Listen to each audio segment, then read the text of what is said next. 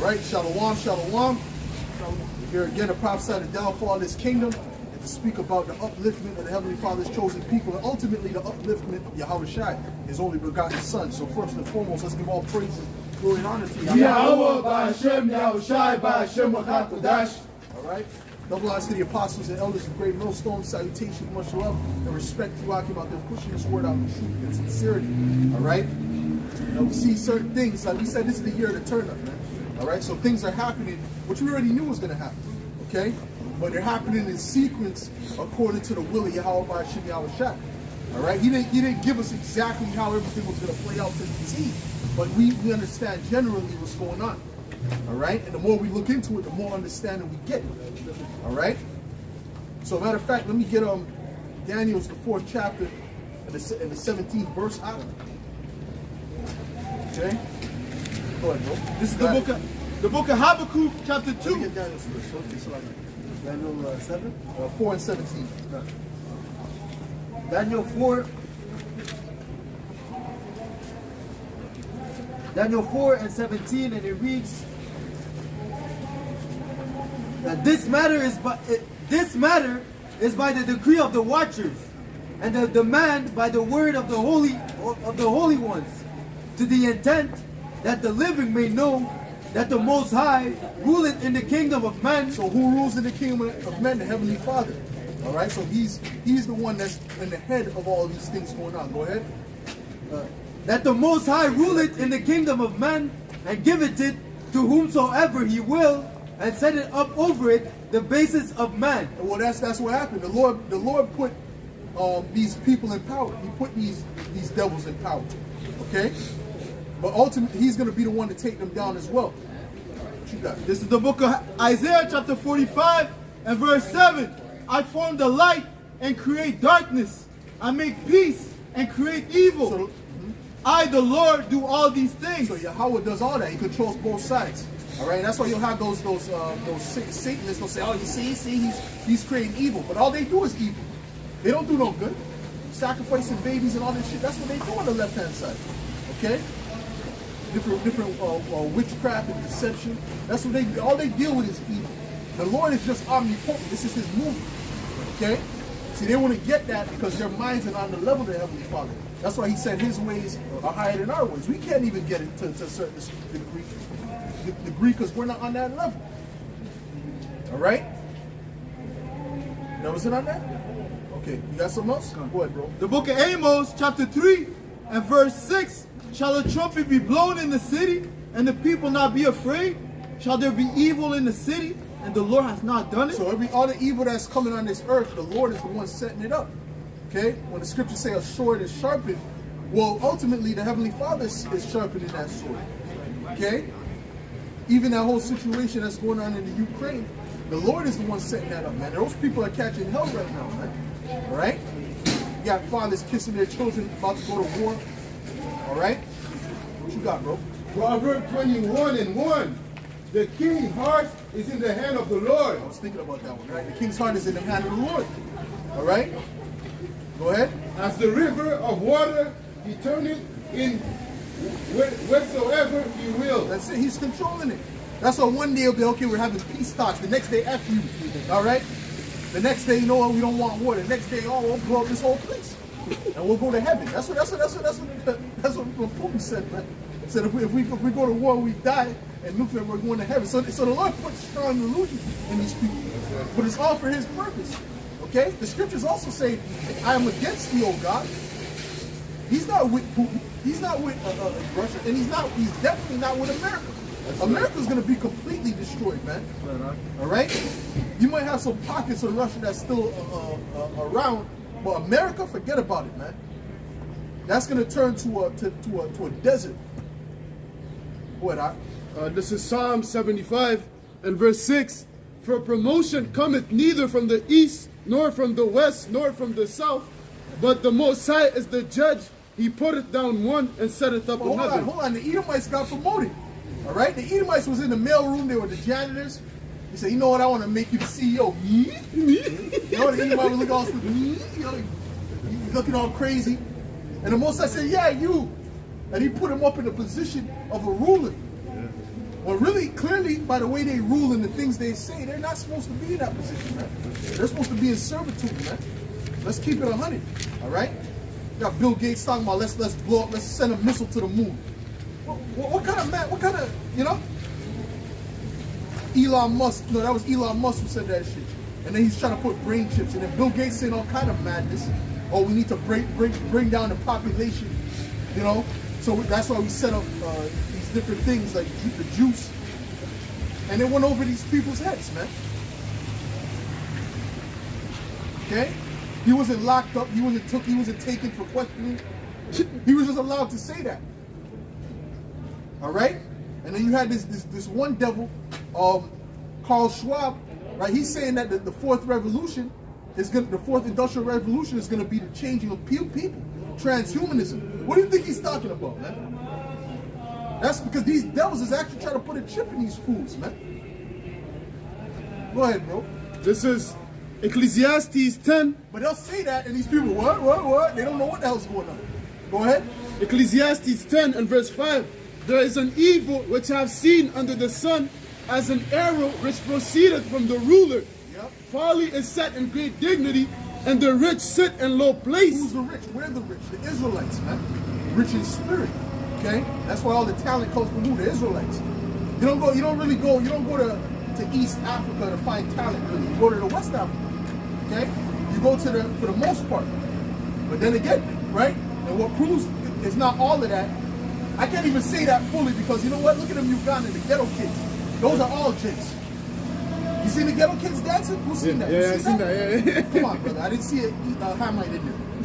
Okay? I didn't see a Hamite in there. Israel might have went up in there and said, you know what? I like this place. It's a lot of Hamites, man. All right? Because Jake is all around. But my point is this. Predominantly comes from the West because that's where the predominant Israelites are. All right? And above all, it comes from America because America has all the Israelites there, all tribes.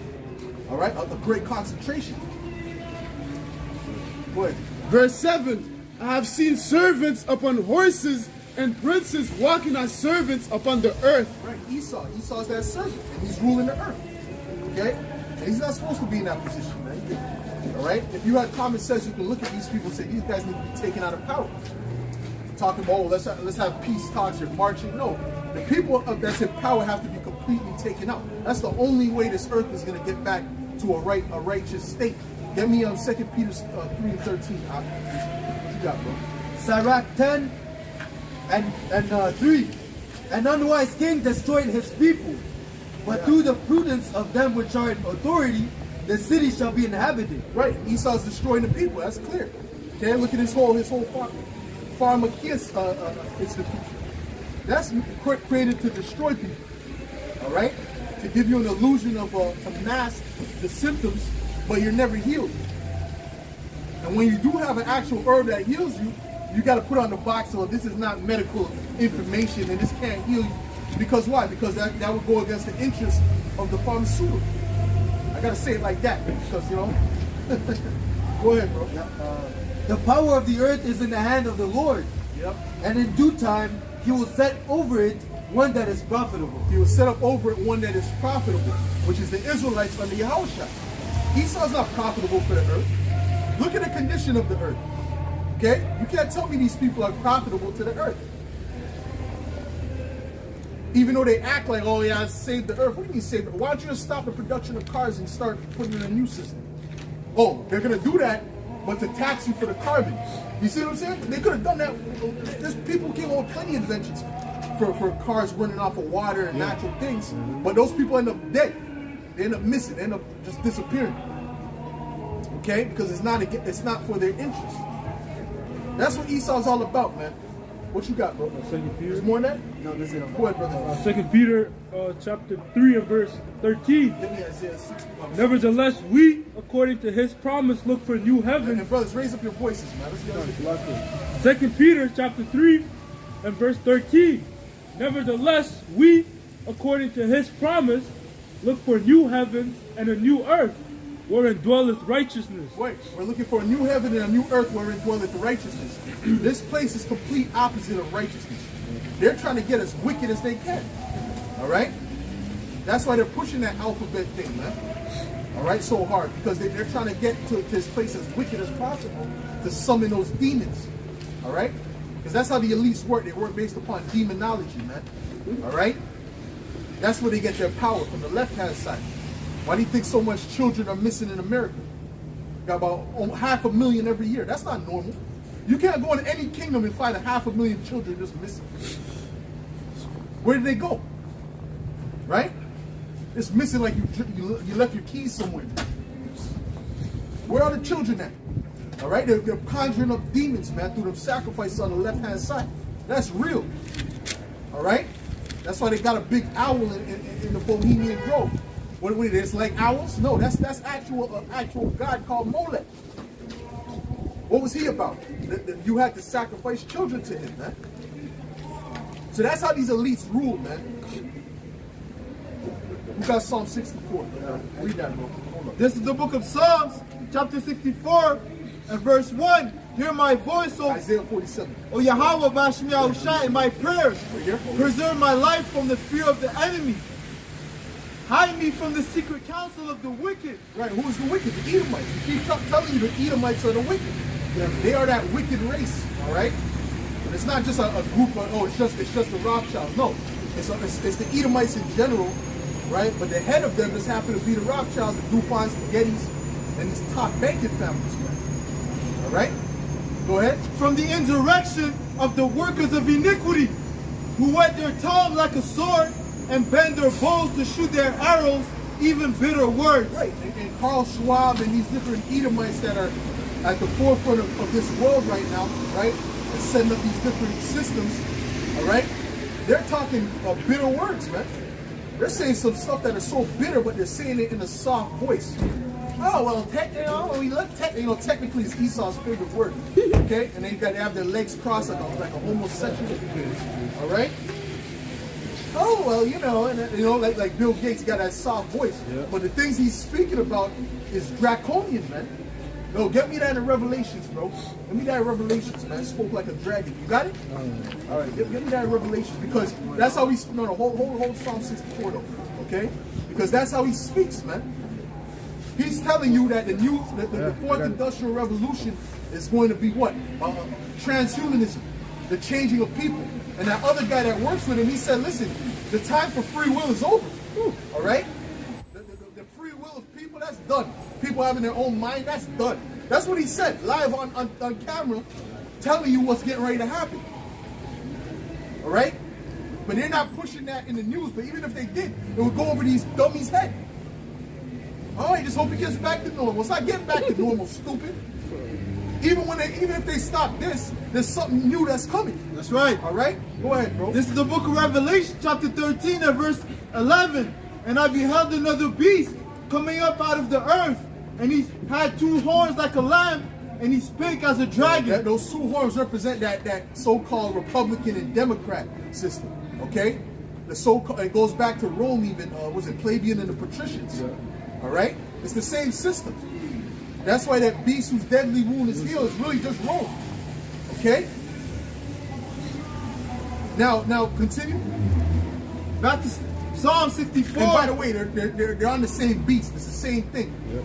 They got Trump. We hope Trump saves us. Trump is working for them. Trump was set up to demonize a mindset. All right? The mindset of that conservative. Okay? That's what he was set up to do. Keep going, bro. Psalm 64 and verse 5. They encourage themselves in an evil matter. They commune of laying snares privately. Privately. They don't tell you what they're doing. All right? They do it in the private. They have those meetings, those secret meetings. All right? Even the UN meetings, there's certain levels where the press can't get into those levels. Go ahead. It says, they sing, who shall see them? They search out iniquities. They accomplish a diligent search. Yeah. Both the inward thought of every one of them and the heart is deep. So they think deep on wickedness, right? So people will say, oh, that's far-fetched. No. They're far-fetched. Okay? Their mindset, they really want to become God on the earth. All right? This is what Esau's trying to do. And with that guy, what he said, he's like, oh, we're not going to change based on some invisible God in the sky. So that's that or they spoke great blasphemies against the Most High in His tabernacle. Listen, you so-called white people are the Edomites that the Bible speak of, man. That's right. All right? That's right. Not all, some of you are Israelites, all right? But the majority of you are Edomites. Yeah. Okay? That's right. The diable. Go ahead, man. This is the book of Psalms, chapter 10 and verse 3. For the wicked boasteth of his heart's desire, and blessed the covetous whom the Lord abhorreth. Yeah. The wicked, through the pride of his countenance. Through his pride. It's all through his pride. Okay? It's all because he's arrogant, you know? You see these Edomites, they walk by, they got their nose up in the air. It's that arrogant. And even when they talk to you, even if they try to talk nice, they're condescending to you. Right? Because Esau, all these things that's been pushed in his mind has told him he is God.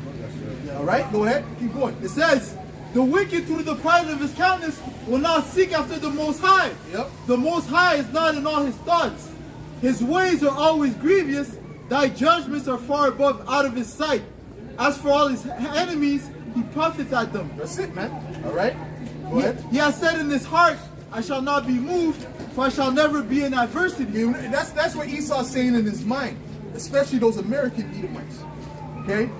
They boast on their military, but it's prophesied that America's going to be completely destroyed. That's right. All right? Go ahead, bro.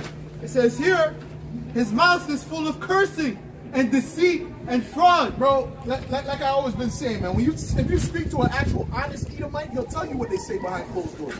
They're not speaking about you so-called Negroes, Latinos, and Native Americans in a good light. All right?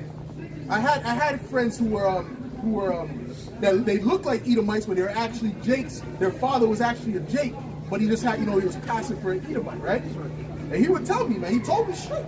Now, they're always talking racist about black because they don't think my father's a so-called black man. You understand? So if they'll tell you the truth, all right? The regular Edomites, they're going to act like, oh, race card. Don't let these devils fool you, man. Go ahead, man. It said, his mouth is full of cursing and deceit and fraud. Under his tongue is mischief and vanity. He sitteth in the lurking places of the villages. In the secret places doth he murder the innocent. His eyes are privately set against the poor. It's privately set against the poor. Who's the poor on the earth? The Israelites.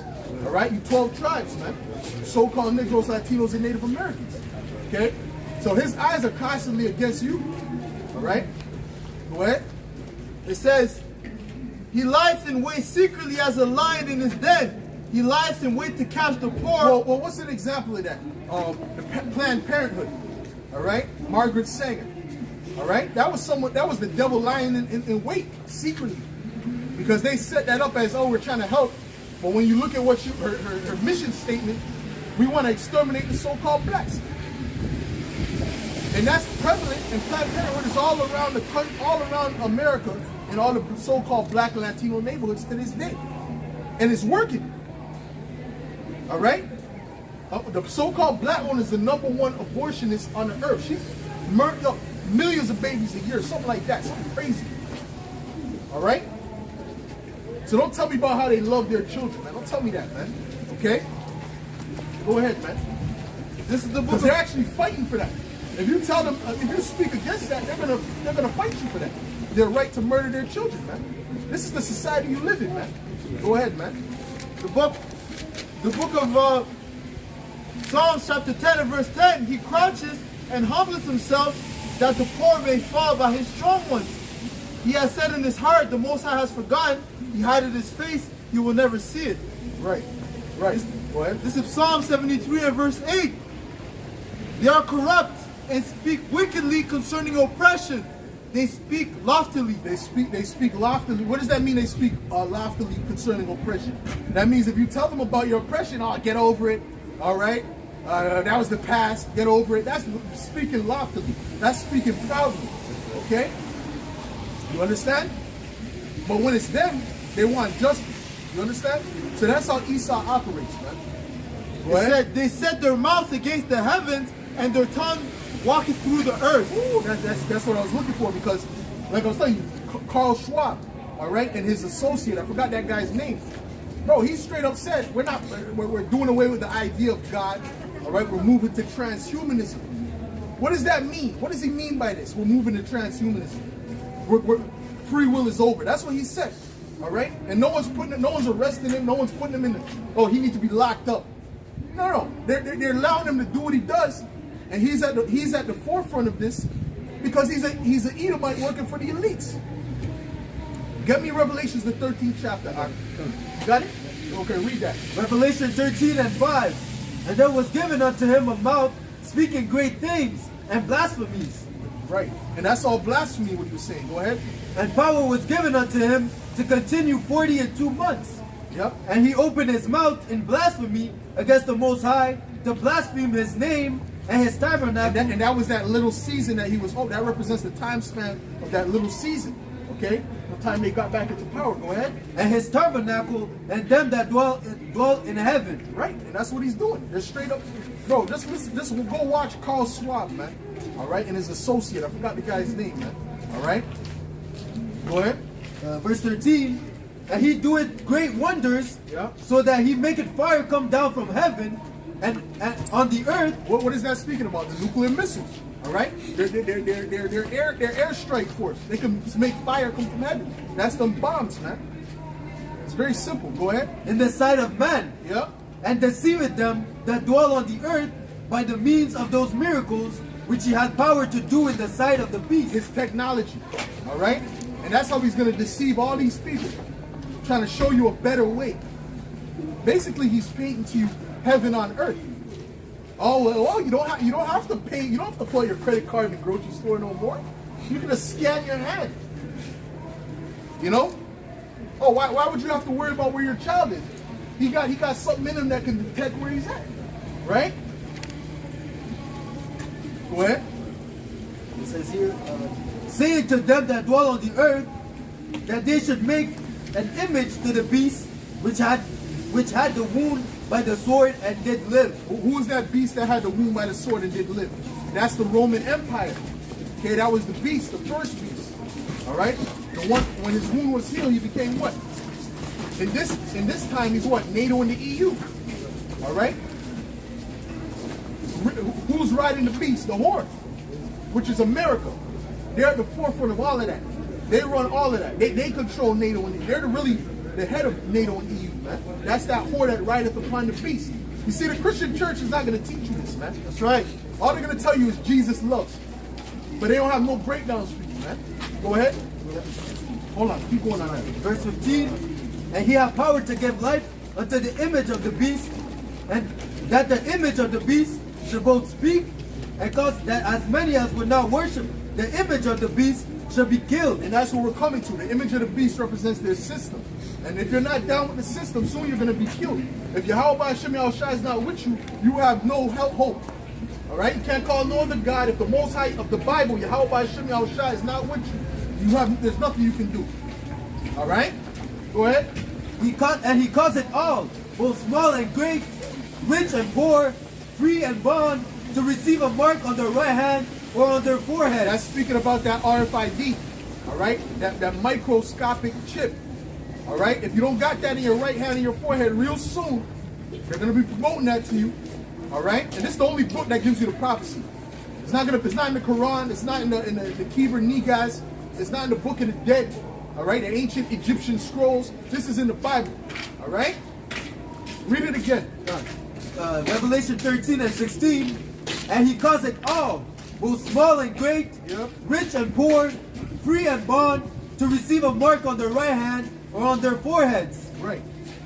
What does the mark mean? That means charagma, which means what? Something that's inserted into you. Okay, so an incision. All right, go ahead. And no man might buy or sell, save he that had the mark, or the name of the beast, or the number of his name. Right, right. So no one's going to be able to buy or sell without that mark. All right. So that's coming. That's the next step. All right, that's the next step. All right. So the World War III ain't going to happen until that happens, but the beginning of it is already here, man. The tensions are already here. All right? War is a process. You don't just start off, the leader comes in, you don't like the way he looks, okay, I'm starting war. That's not necessarily how war starts, man. All right? It's a process, man. Right now, what's happening is it's an economic war.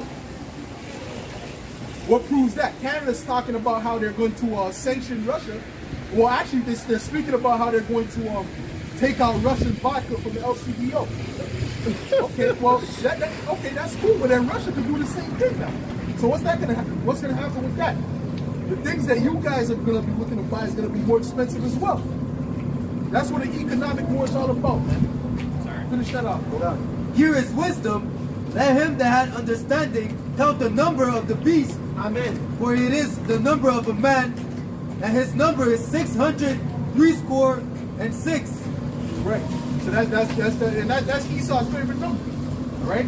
And you know that's Joe Biden's favorite number because he always says it. He always mentions the number. Okay. All right. You don't gotta ask him what number you want for the lotto. Oh, give me you know my number. You know my number. Put all of it. Okay. All 13. Yeah, all 13. Go ahead, bro. Isaiah 10:1. Woe unto them that decree unrighteous decrees, and that write grievousness which they have prescribed. Right, and that's what Esau does, man. All right, he writes, all his decrees are unrighteous. Read what you got, bro. This is the book of Psalms, chapter 49 and verse 11. Their inward thought is that we're not here playing with you. We're just telling you the truth, man. We're not here to soothe you. That time is done, man. All right, the doors of mercy is either of the elect or not of the elect. Go ahead, man. this is the book of Isaiah, chapter 58 and verse 1. Cry aloud, spare not. Lift up thy voice like a trumpet, and show my people their transgression, and the house of Jacob their sins. Right, and that's what we're doing. We're showing you your sins. Go ahead. You got something else. This is Psalms 49 and 11. Their inward thought is that their houses shall continue forever, and their dwelling places to all generations. And that's what Esau's trying to establish. He's trying to establish his kingdom on earth forever. What are they? They're speaking about now, man in 2045 living forever. That's in the Time. I think it's in Time magazine. All right, 2045 when man will live forever, or immortal, or whatever they say. So they're trying to forge a blessing. They're trying to forge what was promised to us. But it's not going to work. You can't live forever in sin. It's impossible. The Lord didn't set it up like that. Okay. Matter of fact, give me that. The wages of sin, man. That's why we died That's why we died in the first place. Because Adam sinned following after Eve. After that, that's when men started to die on the earth, man. Okay? This is up. You got it, brother? Okay, go ahead, read what you got, bro. This is the book of Romans, chapter 6 and 23. For the wages of sin is death. Oh, you got it, okay, perfect. The wages of sin is death. All right? So when you do something, you get paid for it, right? Or you're supposed to, right? You do a job, and at the end of it, you get paid. Well, when you do sin, at the end of it, you get paid with death. All right? So that's just how it is. All right? So there's no way you're going to be able to forge the blessing to try to make yourself live forever. Okay? You have to do that through what? Through going through your house shot. Right? What you got, bro? John 1 and 4. Whoever committed sin transgresses also the law. Right. What law? The law of Moses. The law that was given to Moses. Okay? Go ahead. For sin is the transgression of the law. Right, because the law is perfect, man. When you look at the laws in the scriptures, it's all set up to make the earth flourish, man. That's what it's set up for, man. To make the people flourish and make the earth flourish. But Esau does everything opposite to it because he's the man of sin. Going back to what? 2 Thessalonians, the 2nd chapter, man. The brother can grab that. Okay? There's more on that? Sit on that? Okay.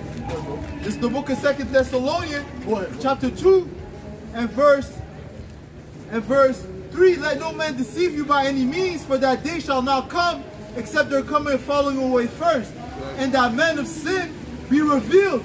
That man got a garment. Oh my goodness. What? Oh my goodness. You don't see the man got a garment on? This is too much, man. We gotta get out of these people. Wait, non-stop. Go ahead, read that, man. There's no fringes though. Go ahead, read that.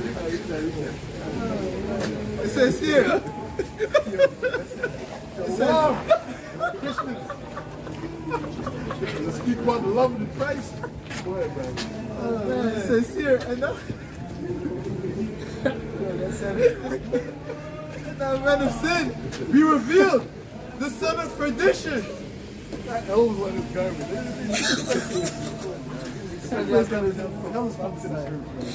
Read that again, Alex. This is 2 Thessalonians chapter 2 and verse 3. Let no man deceive you by any means, for that day shall not come, except there come and follow him away first. And that man of sin be revealed, the son of perdition, who opposeth and exalteth himself above all that is called the Most High, or that is worshipped, so that he, as the Most High, sitteth in the temple of the Most High, showing himself that he is the Most High. That's what Esau is doing. He's showing himself. He's trying to be like he's the Heavenly Father, man. All right? But the Most High is going to show him that he's nothing more than a man. Okay? He's going to bring him down. You see? The time for Esau to rule and to deceive that's about up. All right? Give me Revelations 20. All right? Verse 1. You got something behind it? Sure. Go ahead. This is Job 20 and verse 5. That the triumphing, Salaki, I'm going to start at verse 4. Yep. Knowest thou not this of old, since man was placed upon the earth, that the triumphing of the wicked is short, and the joy of the hypocrite but for a moment? So Esau's not going to rule for too long, man, because he's a major hypocrite. Everything he does, the world is kind of looking at him like, oh, bro, what? You know? Like he's the standard of morality. Oh, you don't do this, don't do that. Don't oppress these people. But look at what Esau's done around the earth, man. Okay? So his triumphant is just for a moment, man. Go ahead. Verse 6, though his excellency mount up to the heavens, and his head reach unto the clouds, yet he shall perish forever like his own dung. Yeah, when is he going to perish forever? Well, Obadiah 1 and 18. Matter of fact, get that. Get Obadiah 1 and 18. Go ahead. Like his own dung. They which have seen him shall say, where is he? Right. He shall fly away as a dream, and shall not be found. Yea, he shall be chased away as a vision of the night. The eye also which saw him shall see him no more. Right. So Esau is here now. You see Edomites, but there's going to be a time you're not going to see no Edomites. Right? You're not going to see any of that pale skin, man. All right. Everyone's going to have melanin again. It's going to go back to as it was. Okay. Before Cain, because at one time Cain had melanin. Right. But then the Lord stripped that from him. All right. You see, the Mormons, they try to twist it. Oh, no, you know, Cain turned black. Oh, really? Oh, really? So you're telling me Solomon was of the line of Cain? Go ahead, man. The eye also which saw him shall see him no more, neither shall his place any more behold him. That's it, man. Read that. This is the book of Obadiah, chapter 1, and verse 18. And the house of Jacob shall be a fire, and the house of Joseph a flame, and the house of Esau for stubble. Well, this is the end of you Edomites. You Edomites want to know about your end, or you're going to these soothsayers to find out your future. Well, this is your future right here. Go ahead. And they shall kindle in them and devour them, and there shall not be any remaining of the house of Esau. Well, that's beautiful. That's poetic justice. Because Esau tried to exterminate our people, tried to exterminate many people. Okay? But he's the one who's going to be exterminated. Okay? Thus say the scriptures in the kingdom. Okay? That's called, matter of fact, who got Psalms the 7th chapter? Good. Psalms the 7th chapter. Yeah, my high eyes. Read that. Verse 12. Psalm 7 and verse 12. If he turn not, he will whet his sword. He hath bent his bow and made it ready. He hath also prepared for him the instruments of death. He ordained. Well, what's the instruments of death? Those nuclear missiles. Who prepared it for him? The Lord. That's right. Okay, go ahead. He ordaineth his arrows against the persecutors. Yep. Behold, he travaileth with iniquity. He hath conceived mischief and brought forth falsehood. He made a pit and digged it, and is fallen into the ditch which he made. Right. And part of that is the nuclear missiles. Because he created those nuclear missiles to bully the earth. But he's going to be destroyed by the nuclear missiles. Well, that goes back to what Yahushua said. He that liveth by the sword shall die by the sword. So Esau, that's how he lives, right? Matter of fact, get me Genesis 27 chapter. You know where I want that blessing that Esau got. Okay? That's how Esau lives, man. Go ahead. His mischief shall return. Go read it. This is the book of Genesis, chapter 27, and verse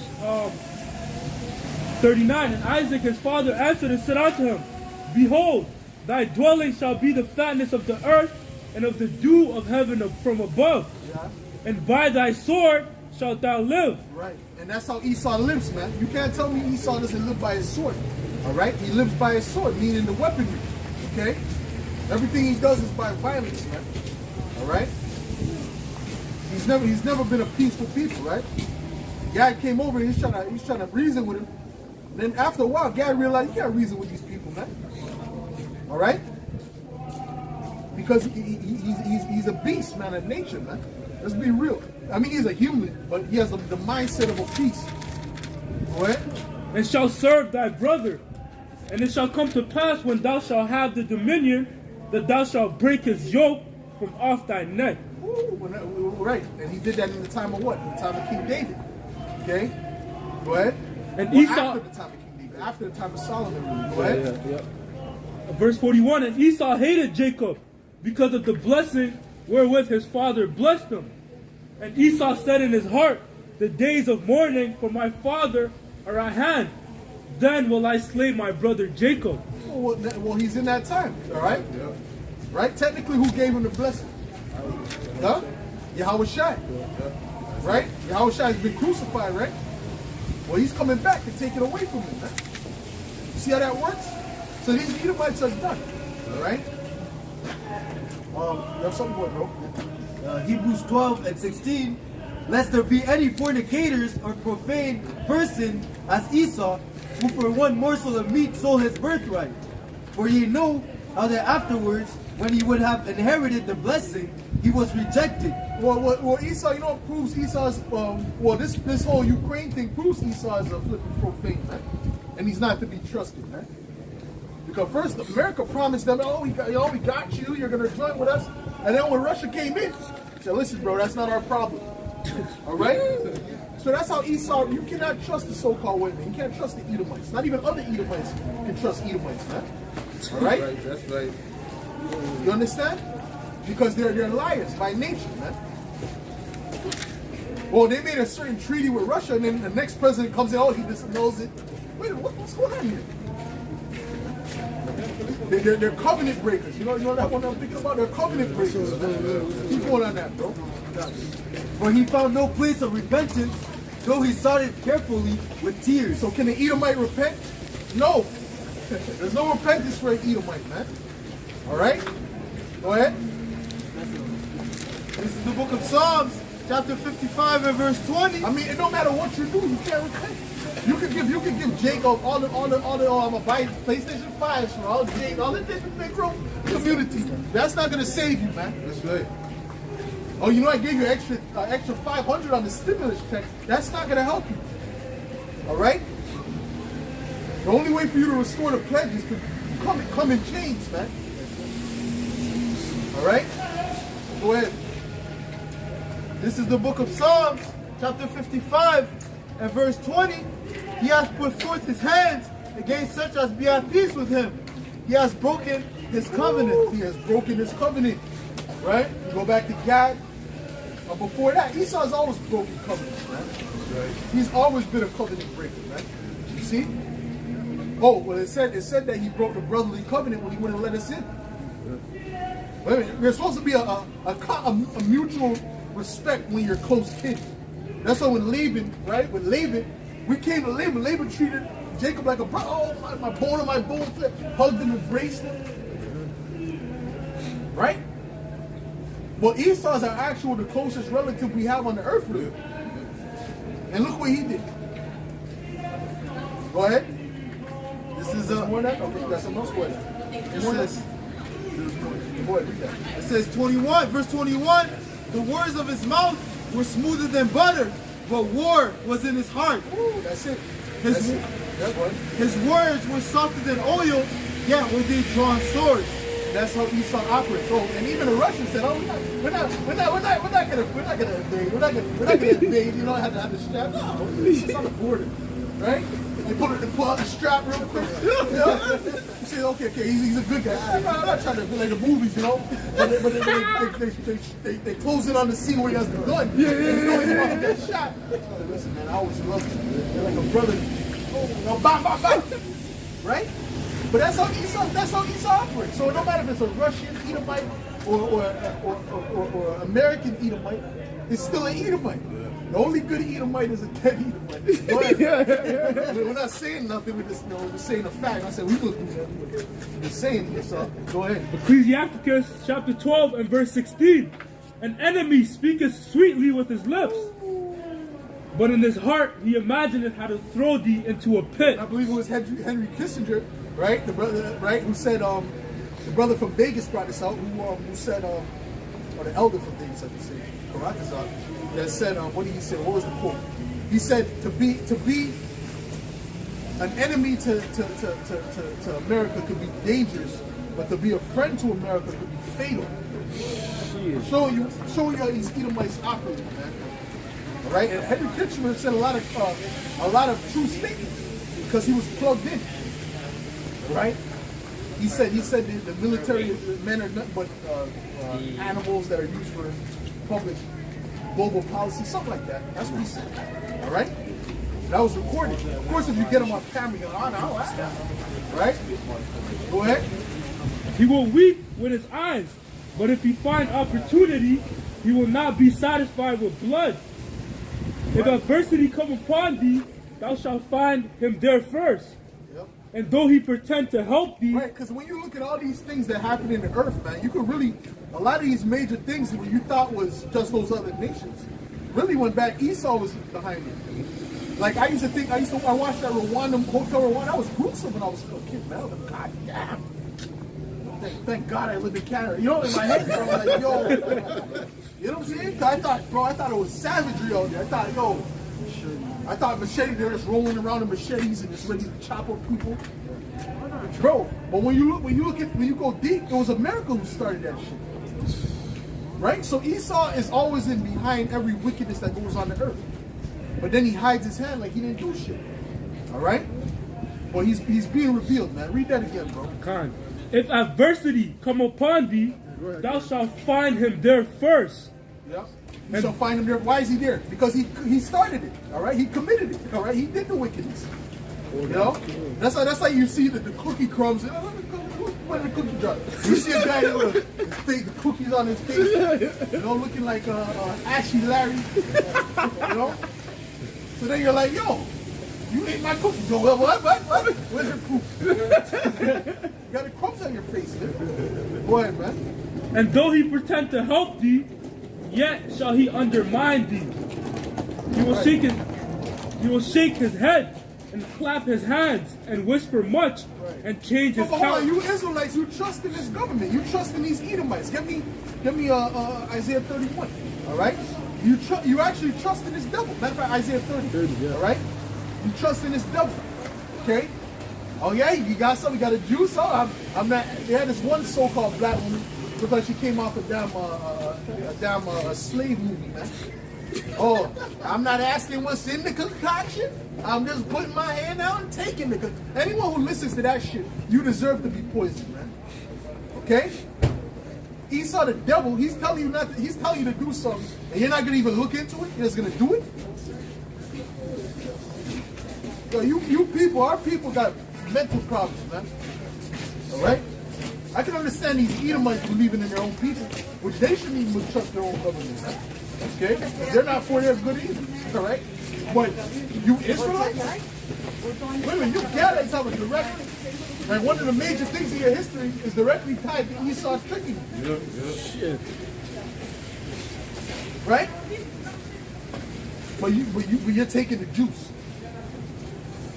So you get what who shall pity a man who's bitten by a serpent? Get that. All right? Oh, you got to go ahead. This is Proverbs chapter 14 and verse 15. The simple believeth every word, but the prudent man looketh well to his going. So they're simple. All right? That's what the Lord said, what? My children, they're sottish children, man. All right? They have no understanding. And you see the way they move, you can clearly see they have no understanding. They're just in la-la land, man. And Esau set it up that way, man. Okay? And why do I say that? Oh, you blame everything on the white man. Yeah, the reason I say that is because look at how you're living. You don't even have time to think. Right? How these people don't got time to think. Just working. You gotta wake up 9 in the morning. You know? You got your family to tend to, you got taxes to pay, you got this and that. Huh? You're working for tax. You living in the same house with your close quarters with your family. You don't even have your own tent. You know what I'm saying? So you don't have no rest in this place, man. Go ahead, bro. Oh, so okay, go ahead. Done. He will shake his head and clap his hands, and whisper much and change his countenance. Yeah, something else? Go ahead. Ecclesiasticus 12 and 13. Who will pity a charmer that is bitten with a serpent? Right. Who will pity a charmer that is bitten by a serpent, man? If you're playing with a serpent, you expect to be bitten. Go ahead. Or such as come nigh wild beasts. Yep. So one that goeth to a sinner and is defiled with them in his sins, who will pity? Right. You know a guy's wicked, and you're gonna go chill with him, and mischief happens. You know, you shouldn't be surprised. Yeah. You're chilling with a clown, right? A guy, you know, he's a gang member, right? You're chilling with him, but he got the blue flag on the left side, right? You know, he got a bandana scarf around, tattoo on his face. Yeah, I got to this beef up the street, and then you're walking with this guy going to the bar and shit, and then a blood guy comes up, you know, Spray. now you're in a fight. Now you're fighting for your life. But you're surprised. Well, you shouldn't have been chilling with it, bro. All right? I told you he was a crip. Right? You heard him say peanut crip side. Right? Go ahead, man. Genesis 27 and 41. And Esau hated Jacob because of the blessing wherewith his father blessed him. Go ahead, man. And Esau said in his heart, the days of mourning for my father are at hand, then will I slay my brother Jacob. Right. Right? And then you're right. So yeah, we just read that before. That's a spirit, okay? Because that's in Esau's spirit. So and by the way, those Russians are cold-hearted, man. Those Russians are cold-hearted, bro. And all these Edomites are cold-hearted, but them Russians, man, they're stone cold with it, man. Because really, the Ukrainians are their people. Yeah. They're the same exact Yeah. nation. They're the same exact tribe, I should say. The Duke, right? The Dukes of Edom. They're the same exact Duke. But the way they're dealing with them cruel. There was a video of them just parading around a dead body, man. Yeah. The guy's head half blown up, parading it around. So if they're gonna do that to their own kind, what do you think? What do you think's gonna happen to Jakes, man? When these Edomites get rolling, man, and the horn starts to come out, man. What do you think's gonna happen, man? When Sleepy Joe starts to wake up, what do you think's gonna happen, bro? Okay. Go ahead, man. Sirach 14 and 5. He that is evil to himself, to whom will he be good? Woo! That's it. And I remember that thing I showed you, right? Where the Germans in World War II, what they did to the Germans, the Russians, what they did to the Germans. That was cold-blooded. I gotta do a video on that, bro. That's graphic. You know, they might take that shit down, bro. That's why they do a video on it before. Actually, maybe I did. I don't remember. But that's graphic, man. Okay? It was raping a little girl and shooting them in the head. They were doing all that shit. No, bro. No, not just they're running trains on them, and then shooting them in the head. That's what they were doing. Okay, and laughing about it. And you have women Russians laughing about it too. So them Russians have a cold spirit on them, a cold. You know, they're not the same as the American. But the American Edomites, the devil. They're all the devil, bro. Let's just call it like it is. But the American Edomite might have more sympathy for another Edomite. You know. You see. He might not want to go and invade. Oh, I'm an American. This is unpatriotic. You know, he might get in that spirit. All right, but them Russians, they're not in that spirit. So wait till that war pops off. Okay, and you're what do you call that? A POW. You know, prisoner of war. They got you Jakes there. You think they're gonna show you? Oh, you want some teeth? No. All right, you're gonna see what's up, man. Go ahead, man. A little bit more. Go ahead. Seir 14 and 5. He that is evil to himself, to whom will he be good? He shall not take pleasure in his goods. There is none worse than he that envieth himself, and this is a recompense of his wickedness. Hold on. Esau, all these things, when they put them chemtrails out, it's hitting Edomites too. When they pollute the waters, it's getting Edomites too. All right? The Jews, the Edomites is taking the Jews too. So, clearly Esau doesn't care about his own. So how much do you think he cares about you, Jace? So that's what I'm saying. So when Esau really gets down, man, you're going to see what the devil really is, man. We're not just calling him the devil for no reason. We're not just saying it because it's a catchphrase. You know, we just don't like the Edomites. Or we just don't like their skin color. No, we don't like, you Edomites have the spirit of the devil. Everything you do is that the devil would do. Oh gosh. Go ahead, man. Verse 7. And if he doeth good, he doeth it unwillingly. At the last he will declare his wickedness. Well, that's it, man. So listen, man. You think Esau's doing something good for you? There's something that comes with that. Oh, the scriptures speak about be not greedy of a man, do not eat from a man that has an evil eye. Roughly paraphrase it. Because what? Because you will vomit it up. Meaning what? It comes with something. It comes with a cost. He's not just giving it to you out of the, like if a brother gives you something, giving it to the brother out of the kindness of your heart because you care about it. You forget about the shit. Brother might say, "Oh, you did this for me." I don't remember what did I do. I don't remember that. That might have been another brother who did that. You know, because you don't remember. But Esau doesn't operate like that. Esau, if he's giving you, he's calculating. You know, okay, if I give him this, then this might happen, and I can come in with this, right? And then we overtake him with this. That's how Esau thinks about it. Right? Salaki, you got something, Zakar? This is the book. This is the book of Proverbs, chapter 4, and verse 16. For they sleep not, except they have done mischief, and their sleep is taken away unless they cause some to fall. For they eat the bread of wickedness and drink the wine of violence. That's it, man. So we're drinking the wine of life, the bread of life. We're eating the bread of life. So we're speaking life. So Esau, everything he does is pertaining to death. Everything he says is pertaining to death. You got something else? This is Isaiah 13 and 15. Everyone that is found shall be thrust through, and everyone that is joined unto them shall fall by the sword. Ooh. Their children also shall be dashed to pieces before their eyes. Man, listen, it's about to get grimy out here, man. It's about to get grimy. I can see it, man. I can see it. Yeah. All right? You got to watch these different things that happen in these different countries because these things are coming to this side too, man. All right? Give me Jeremiah the 15th chapter. These things are coming to this side too. All right? I'm seeing how them people are acting, man. Them people are scared, man. All right?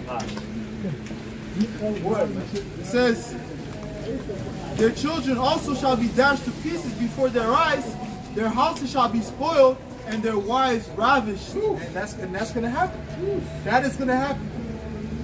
All of this pride that you see here now, soon it's gonna be a thing of the past. All right? Go ahead. Behold, I will stir up the Medes against them, which shall not regard silver, and as for gold, they shall not delight in it. Their bows also shall dash the young men to pieces, and they shall have no pity on the fruit of the womb. Their eyes shall not spare children. Well, that's it, because Esau's he's gonna get to a point where between Russia and America, where they're not gonna accept any negotiations. All right? They're gonna try to buy them off, and it's not gonna work after a certain time. Because of why? Because it's prophecy. All right? Nothing more than the fact that it's prophecy. That the Lord has spoken.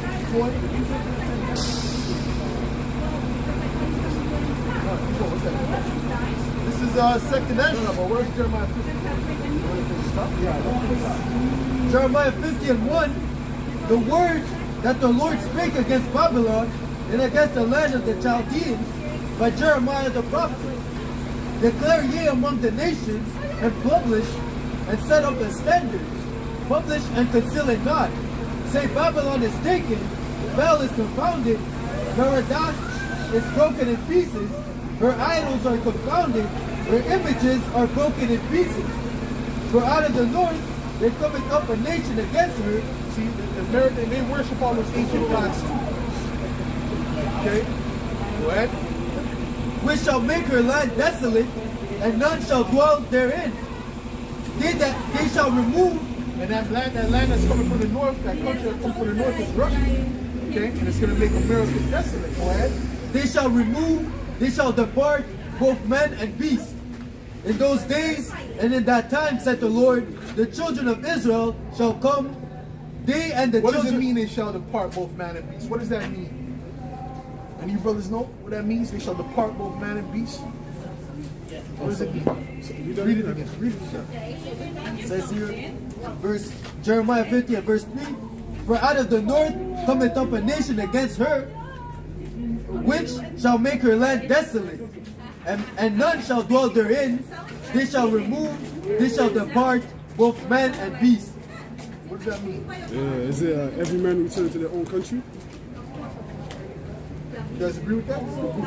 Now, when it speaks about, they're not going to be taking their horses and their goats to another country. When the destruction is about to come, what that means is they're going to all die. Right? They're going to depart spiritually. You know? Go ahead. Verse 4, and in those days and in that time, said the Depart Lord, physically, as they say. And physically, and spiritually. All right? Go ahead. the children of Israel shall come, they and the children of Judah together, going and weeping. They shall go and seek the Lord their power. They shall ask the way to Zion with their faces thitherward, saying, come, and let us join ourselves to the Lord in a perpetual covenant. Did that happen already? Did we join ourselves to the Lord in a perpetual covenant when the Babylonians were coming into power? No. This is speaking about the new Babylon. Go ahead. A perpetual covenant that shall not be forgotten. My people had been lost sheep. Their shepherds have caused them to go astray. They have turned them away on the mountains. They have gone from mountains to hill. They have forgotten their resting place. Right. What does it mean they've gone from mountain to hill? What does that mean they've gone from mountain to hill? Our people, the Israelites. The different governments, how it says they look for Esau for help. You know, they go down to Egypt for help. Right. Speaking about whatever government they're part of, they're looking for that government to help. They look for those people to help them, rather than going to their resting place, which is Yahweh ultimately. Go ahead. Verse 7, all that found them have devoured them. And their adversaries said, we offend not, because they have sinned against the Lord, the habitation of justice, even the Lord, the hope of their fathers. You don't think Esau knows this? You don't think Esau knows that the reason he has us in captivity is because we sinned against our power? You don't think Esau understands that? All this studying Esau did, all this it's archaeological digging and the studying of the Bible and all this, you don't think he knows that? He knows that very well. And this is why he constantly has Jake going off. Alright? This is why this makes Esau more uncomfortable than anything. Not Jake with his pants sagging and the red flag on the right side, that makes him comfortable. You know? Because he understands, okay, yeah, they're going to stay in that position forever. But when he sees us rising up, get me on Revelation. You got it? Okay, gonna get it? Go ahead. Get it.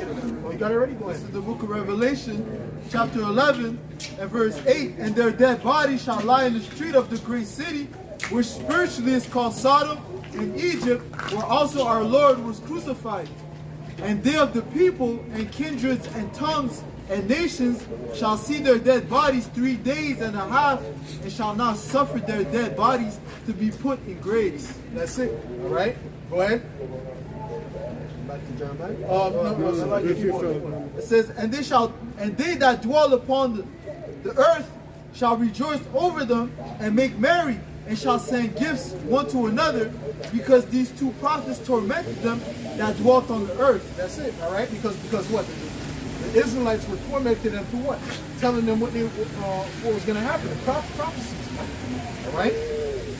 And them understanding that we are those chosen. Man. Go ahead. Matter of fact, get 11. Ezekiel 37. Yeah, there. And there, go read that. It's the book of Ezekiel 37 and verse Start around 10. Start at 10. Verse 10. So I prophesied as he commanded me, and the breath came into them, and they lived, and stood up upon their feet, a great exceeding army. So the breath was coming into our people, the Israelites, so they're understanding the truth, all right? The wisdom, right? And they stood up a great exceeding army, meaning what? A spiritual army, that third temple. See, Esau's looking for an actual building of a third temple. No, it's all spiritual. But you see, the Lord kept it in a book, and he hid it so that they couldn't understand it, so they couldn't destroy it. But if they understood it, they would have destroyed it from the beginning. Did not they try to devour the child as soon as it was born? Right? Did not they do the same thing with Moses? Did not the Egyptians do the same thing? So Esau would have done that from the beginning. All right? Go ahead. Then he said unto me, Son of man, these bones are the whole house of Israel. Behold, they say our bones are dried, and our hope is lost. We are cut off for our parts. That's it. All right? That's it. All right? So ultimately, we're standing up that great exceeding army. Keep going. You got something else? What? Revelation 11 and verse 11. And after 3 days and a half, the Spirit of the Lord entered into them, and they stood upon their feet, and great fear fell upon them which saw them. Right, and that's really what I was looking for too. Yeah, that's it. Go ahead. Jeremiah 50 and verse 8. Remove out of the midst of Babylon, and go forth out of the land of the Chaldeans, and be as the he-goat before the flock. For lo, I will raise and cause to come up against Babylon an assembly of great nations from the north countries. Yep. And they shall set themselves in array against her from thence. So that's going to be, Russia's going to come with its allies, man. It's not just going to be Russia, it's going to be China, it's going to be Korea, all right? Iran, you see? But they're all being protected by who? By Russia. They're all coming together by Russia, with Russia. Just like all these other, like NATO and the EU, they're coming behind America. All right? Go ahead. From thence she shall be taken. Their arrows shall be as a mighty expert man. None shall return in vain. And Chaldea. Well, meaning what? Those nuclear missiles are going to hit their targets, man. Go ahead. And Chaldea shall be a spoil. And all that spoil her shall be satisfied, said the Lord. Because ye were glad, because ye rejoiced, O ye destroyer of mine heritage, because ye are grown fat as a heifer at grass, and bellow as bull. And your mother shall be sore confounded, she that bare you shall be ashamed. What does that mean? Your mother shall be sore confounded. She that bear you shall be ashamed. Brothers know? Where's that? Just Great Britain. Great Britain. All right? Good, huh? Behold, the hindermost of the nation shall be a wilderness, a dry land, and a desert. Hindermost of the nations. Why is it the hindermost? Where was this written? In the east. Eastern hemisphere. So the hindermost would be the western hemisphere. All right? Not Babylon. Babylon is not the hindermost of the nation. All right? Go ahead. Verse 13. Because of the wrath of the Lord, it shall not be inhabited, but it shall be wholly desolate. Everyone that goeth by Babylon shall be astonished and hiss at her plagues. Put yourself in array against Babylon round about, and ye that bend the bow, shoot at her. Spare no arrows, for she hath sinned against the Lord. Right, and you gotta have a cold spirit on you to say, you know what, we're just gonna destroy this whole place with everyone in it. Hundreds of millions of people one time. So the Lord's gonna put a special spirit on you. Okay? Say he's gonna cause an evil thought on you. Go ahead. This is the book of Ezekiel, chapter 38, and verse 10, and it reads, Thus saith the Lord, Yahweh Bashim Shai, it shall also come to pass that at the same time shall things come into thy mind, and thou shalt think an evil thought. That's it. Yeah, all right. So they're going to think an evil thought to go to war and to really destroy America completely. Right? Go ahead. Because right now, what are they doing? They're really building up the USSR, right? Little by little, man. Right? Which that goes back to the beginning of that. Matter of fact, you're going to have to jump up after that. Go ahead. Verse 11, and thou shalt say, I will go up to the land of unwalled villages. I will go to them that are at rest. America. No one is more at rest than the American people, man. Right? They don't know what war is like, man. Don't tell me about no damn Pearl Harbor. That was all set up nonsense.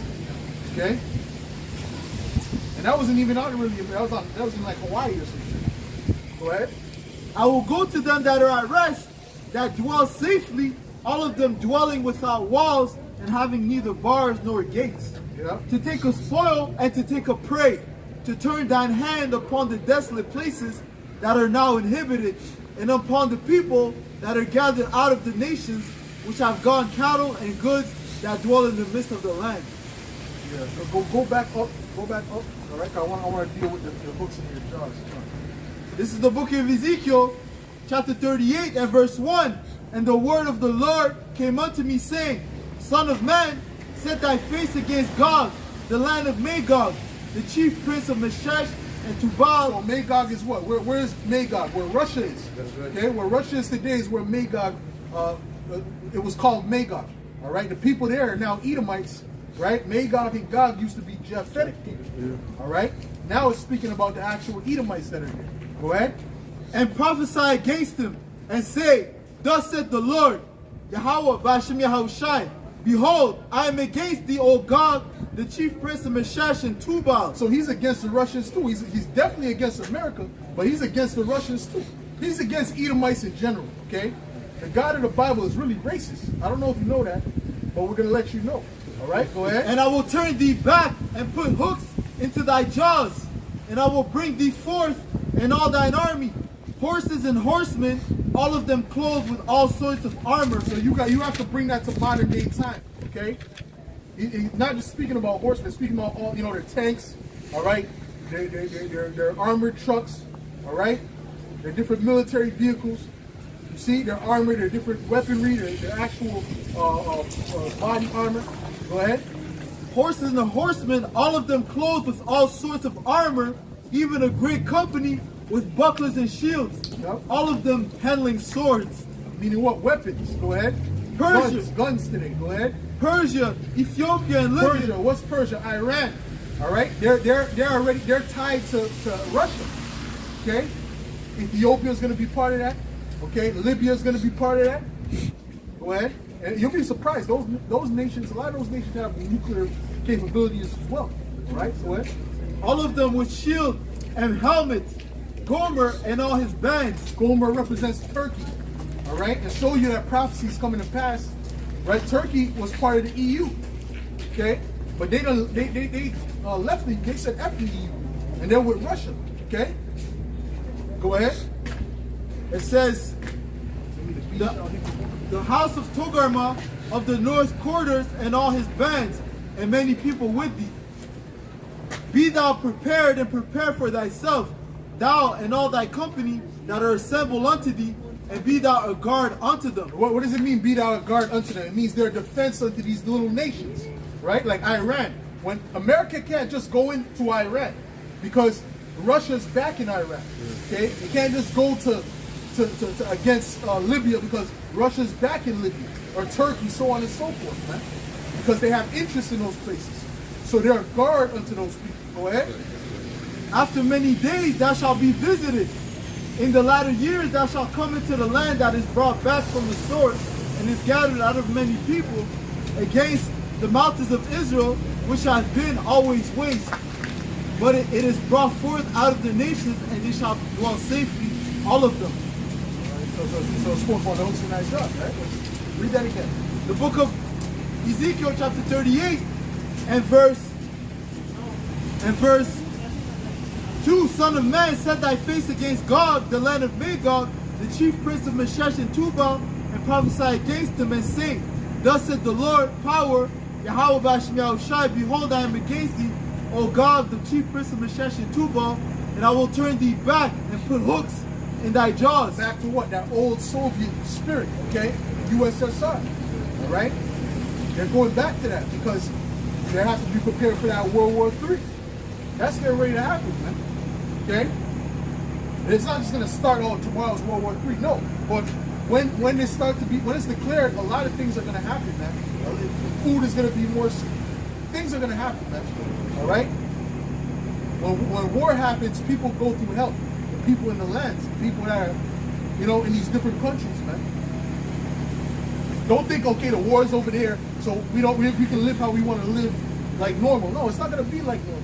And on top of that, the Lord's going to cause a lot of different things to happen before that. All right? Go ahead. You have something else? Go ahead. This is the book of Joel, chapter 3 and verse 9. Proclaim ye this among the Gentiles, prepare war. Wake up the mighty men, let all the men of war draw near, let them come up. Be your plowshares into swords, and your pruning hooks into spears. That's what's happening, man. They're putting all that money into the war right now. Go ahead. Let the weak say, I am strong. Assemble yourselves and come, all ye heathen, and gather yourselves together round about. Thither cause thy mighty ones to come down, O Lord. That's it. Go ahead. Continue on Jeremiah. The one that, yes. A lot. Revelation 16, and I'll start at 15.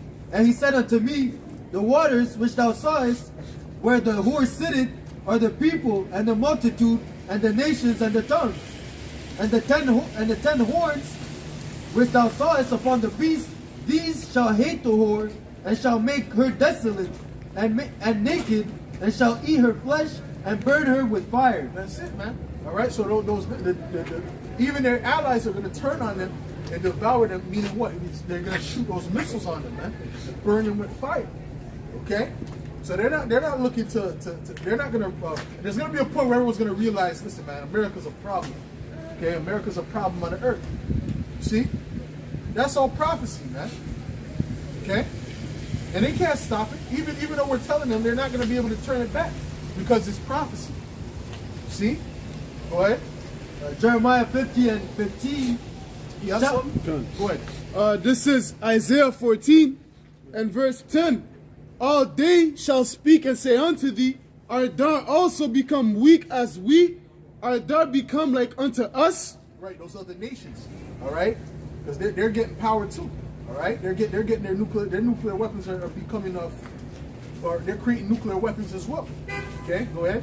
This is Obadiah 1 and verse 7. All the men of thy confederacy have brought thee, even to the border. The men that are at peace with thee have deceived thee and prevailed against thee, that they eat thy bread. They that eat thy bread have lain a wound under thee. There is none understanding in him. Right, because they get rich off of America, but they're about to betray America because they're going to find out America's is not to be trusted. America is just too wild. Okay? But what's one of the reasons, the main reason that they're going to go to war? Well, what has to happen before they go to war? There's really, I'm thinking of two things, right? The apostle always speaks about one of the things. MOTB? The MOTB is one thing, all right? Now there's another thing, all right? Get me Jeremiah. Go to. Matter of fact, you can go to 49 and 15. Man. Jeremiah 49 and 15, and it reads, for lo, I will make thee small among the heathens. No, 15, 20. Yeah, let me see what it says. Verse 20, therefore hear the counsel of the Lord, Right.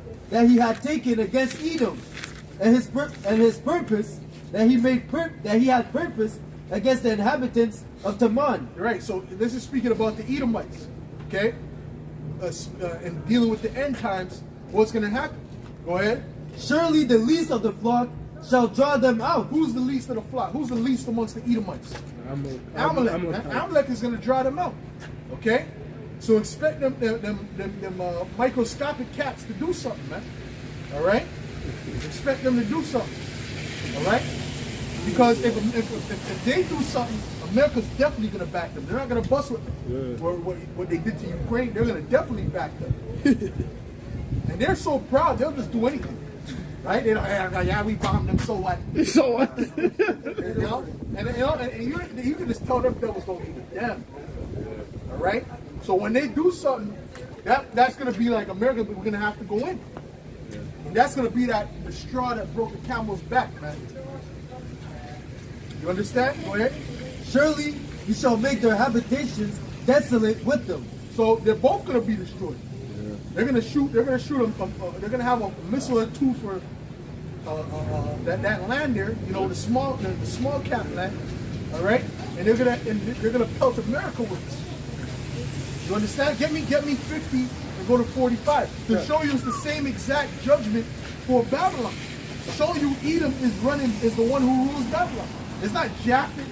It's not the Moabites. It's the Edomites. Okay? Go ahead. Jeremiah 50 and 45. Therefore hear ye the counsel of the Lord that he had taken against Babylon, and his purpose that he had purposed against the land of the Chaldeans. You see, it's the same exact wording that it said for Edom. It said the counsel they taken against Edom. Now it's saying Babylon. Showing you Esau runs Babylon. Go ahead. Surely the least of the flock shall draw them out. Isaiah 47. Go ahead. Surely he shall make their habitation desolate with them. Right. So the least of the flock, right? Babylon being what? America. The least of the flock being the land of Israel right now. Okay, the state of Israel, I should say. All right. They're going to draw them out, man. Okay. Go ahead. At the noise of the taking of Babylon, the earth is moved, and the cry is heard among the nations. Right. At the noise of the taking of Babylon, the earth is moved. Meaning what? The earth is going to rail to and fro like a drunkard. All right. No. The earth is going to rail to and fro like a drunkard. Okay? Go ahead. Is it on there? Okay. Salakia. Read that. Let me start one. Yeah. Okay. Isaiah 47 and verse 1. Come down and sit in the dust, O virgin daughter of Babylon. So it says the daughter of Babylon. It's not Babylon itself, but it's the daughter of Babylon. Babylon the Great. Okay? Go ahead. Sit. Give me Psalms of Preacher. Keep reading. Sit on the ground. There is no throne, O daughter of the Chaldeans, for thou shalt no more be called tender and delicate. Take the millstone and grind meal, uncover thy locks, make bare the leg, uncover the thigh, pass over the rivers. Thy nakedness shall be uncovered, yea, thy shame shall be seen. And that's it, man. Your shame is being seen. All right? They're starting, even with this thing, they're starting to see America can't be trusted, but you Edomites, you so-called white people can't be trusted. They're starting to see that too. So it's all synonymous, man. Babylon, because that's their head nation. They understand that America is really the head nation amongst the Edomites. That's why it's known as what? Basra. Okay? The capital city. That's why you had that one, I forgot that's American. Well, you're not even American. You're Canadian. What do you care about? Because they really want to be American. They really look up to America. All right? I always call Canada mini Babylon, right? Because they look up to America. Right. You got them truckers, they were so proud of that because the Americans were talking, oh my, our big brothers, the Americans, finally acknowledging us. Finally. Right? That's how they're acting, man. Little brothers, man. All right?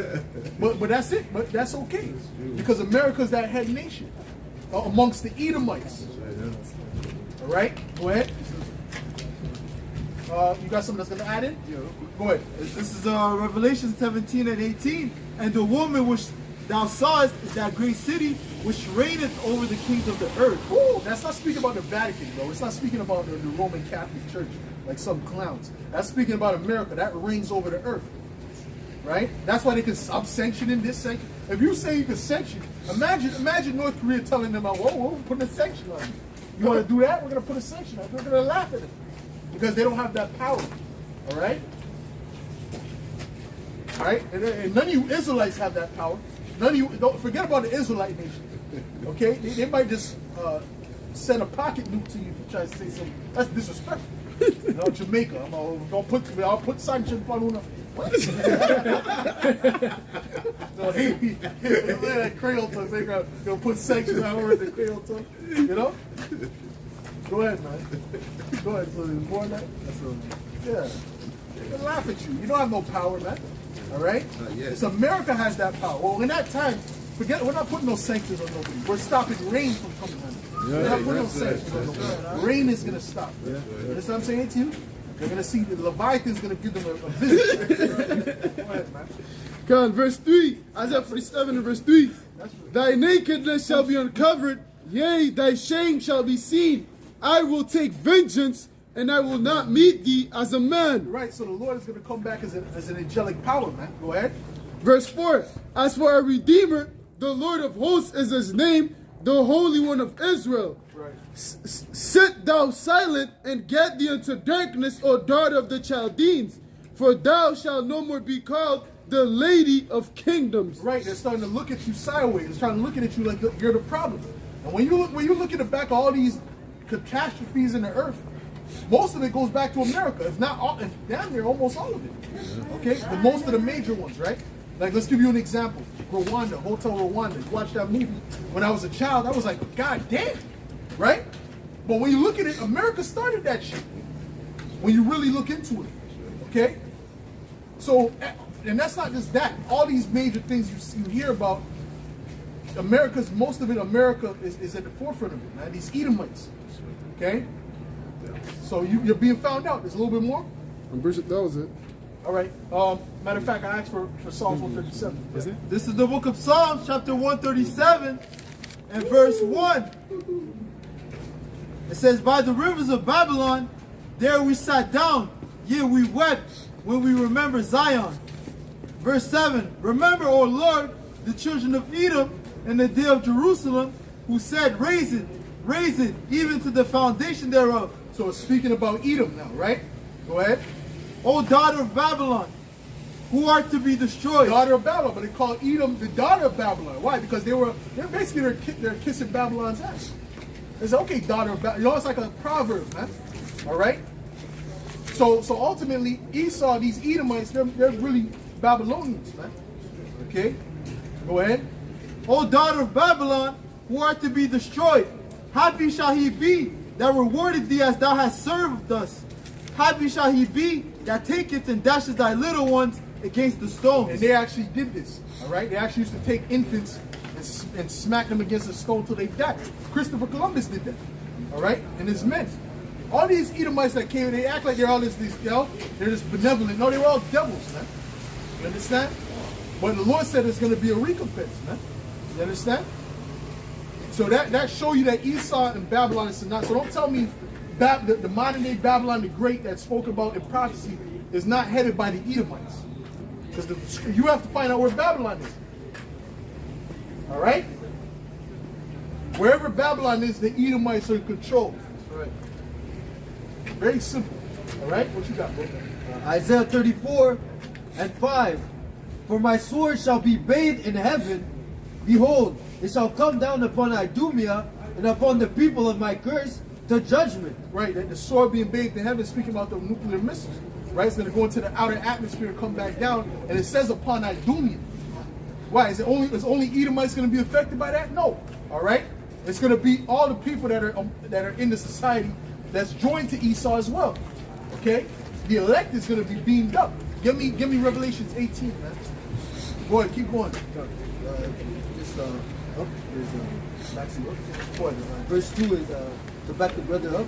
It says, for the indignation of the Lord is upon all nations, and his fury upon all their armies. He hath utterly destroyed them. He hath delivered them to the slaughter. That's it. All right? You have delivered them to the slaughter, man. Okay? Yeah, go ahead. The sword of the Lord is filled with blood. It is made fat with fatness, and with the blood of the lambs and goats, with the fat of the kidneys of ram. For the Lord had a sacrifice in Bozrah. Oh, Bozrah, that's the head city of the Edomites. That's America. Okay? They understand that. Right? These Edomites in the spirit, they understand that America is their head city. Right? And a great slaughter in the land of Idumea. That's it. Go ahead. This is Revelation 11. Revelation 18 and verse 1. Verse 3. For all nations have drunken of the wine of the wrath of her fornication, and the kings of the earth have committed fornication with her. And her merchants, and the merchants of the earth are waxed rich through the abundance of her delicacies. Right, because all these other nations got rich out from America. Go ahead. Verse 4. And I heard another voice from heaven saying, come out of her, my people, that ye be not partakers of her sins. So that's only the Israelites. It said, come out of my people. Who's his people? Who's the Lord's people? All right?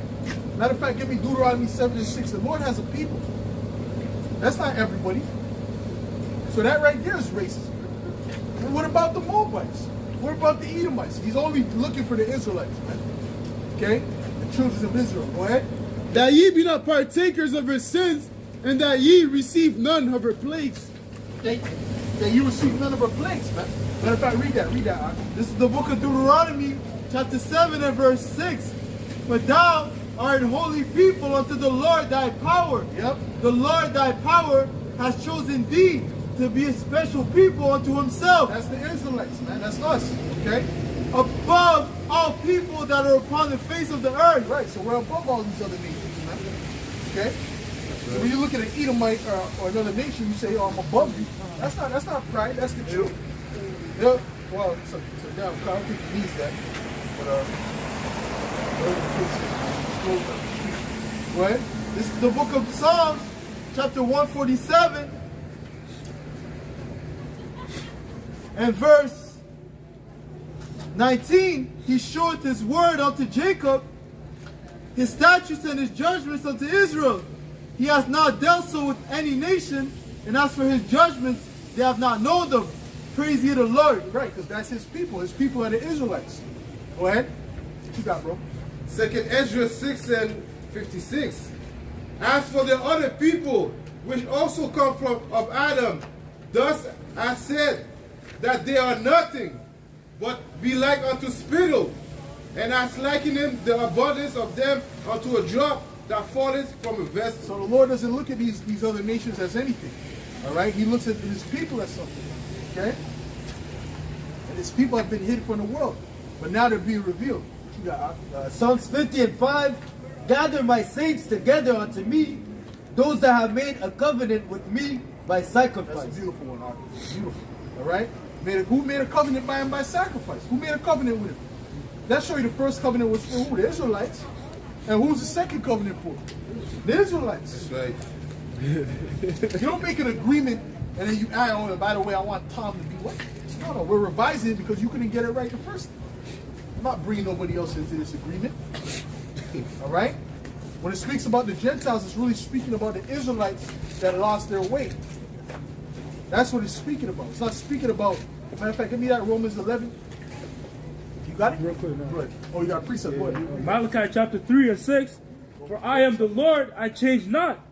Therefore ye sons of Jacob are not consumed. Well, that's it. Okay? Oh, you could even get, what's that? Romans 13? Verse 1, is it?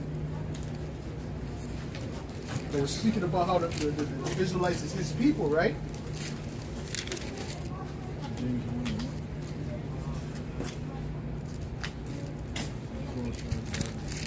Romans 13. I know sometimes, you're trying to find a book, and this when you try to find it, you can never see it. It's like it don't exist. Is this the revised version? What's going on here, man? You trying to find it, Timothy, you're like, God damn. Is there Timothy? You trying to think, is there? Maybe it was Timothy. Go ahead, man. Go ahead, man. Read that from the top. This is the book of Romans 13 and verse 1. Let every soul be subject unto the higher powers, for there is no power but the Most High. I'm thinking of something else. Romans 9? 9? No, it's not Romans 9. Has the Lord cast away his people? I have two of them from the tribe of Benjamin. What's that?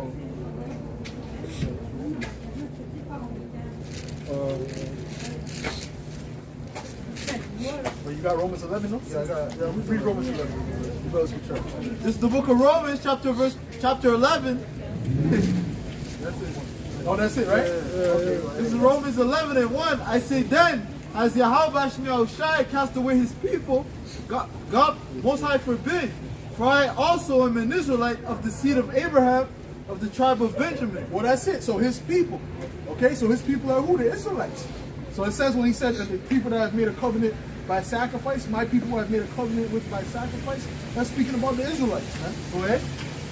The Most High has not cast away his people. That's why the Lord didn't give the spirit to them so-called Christians, man. Yeah.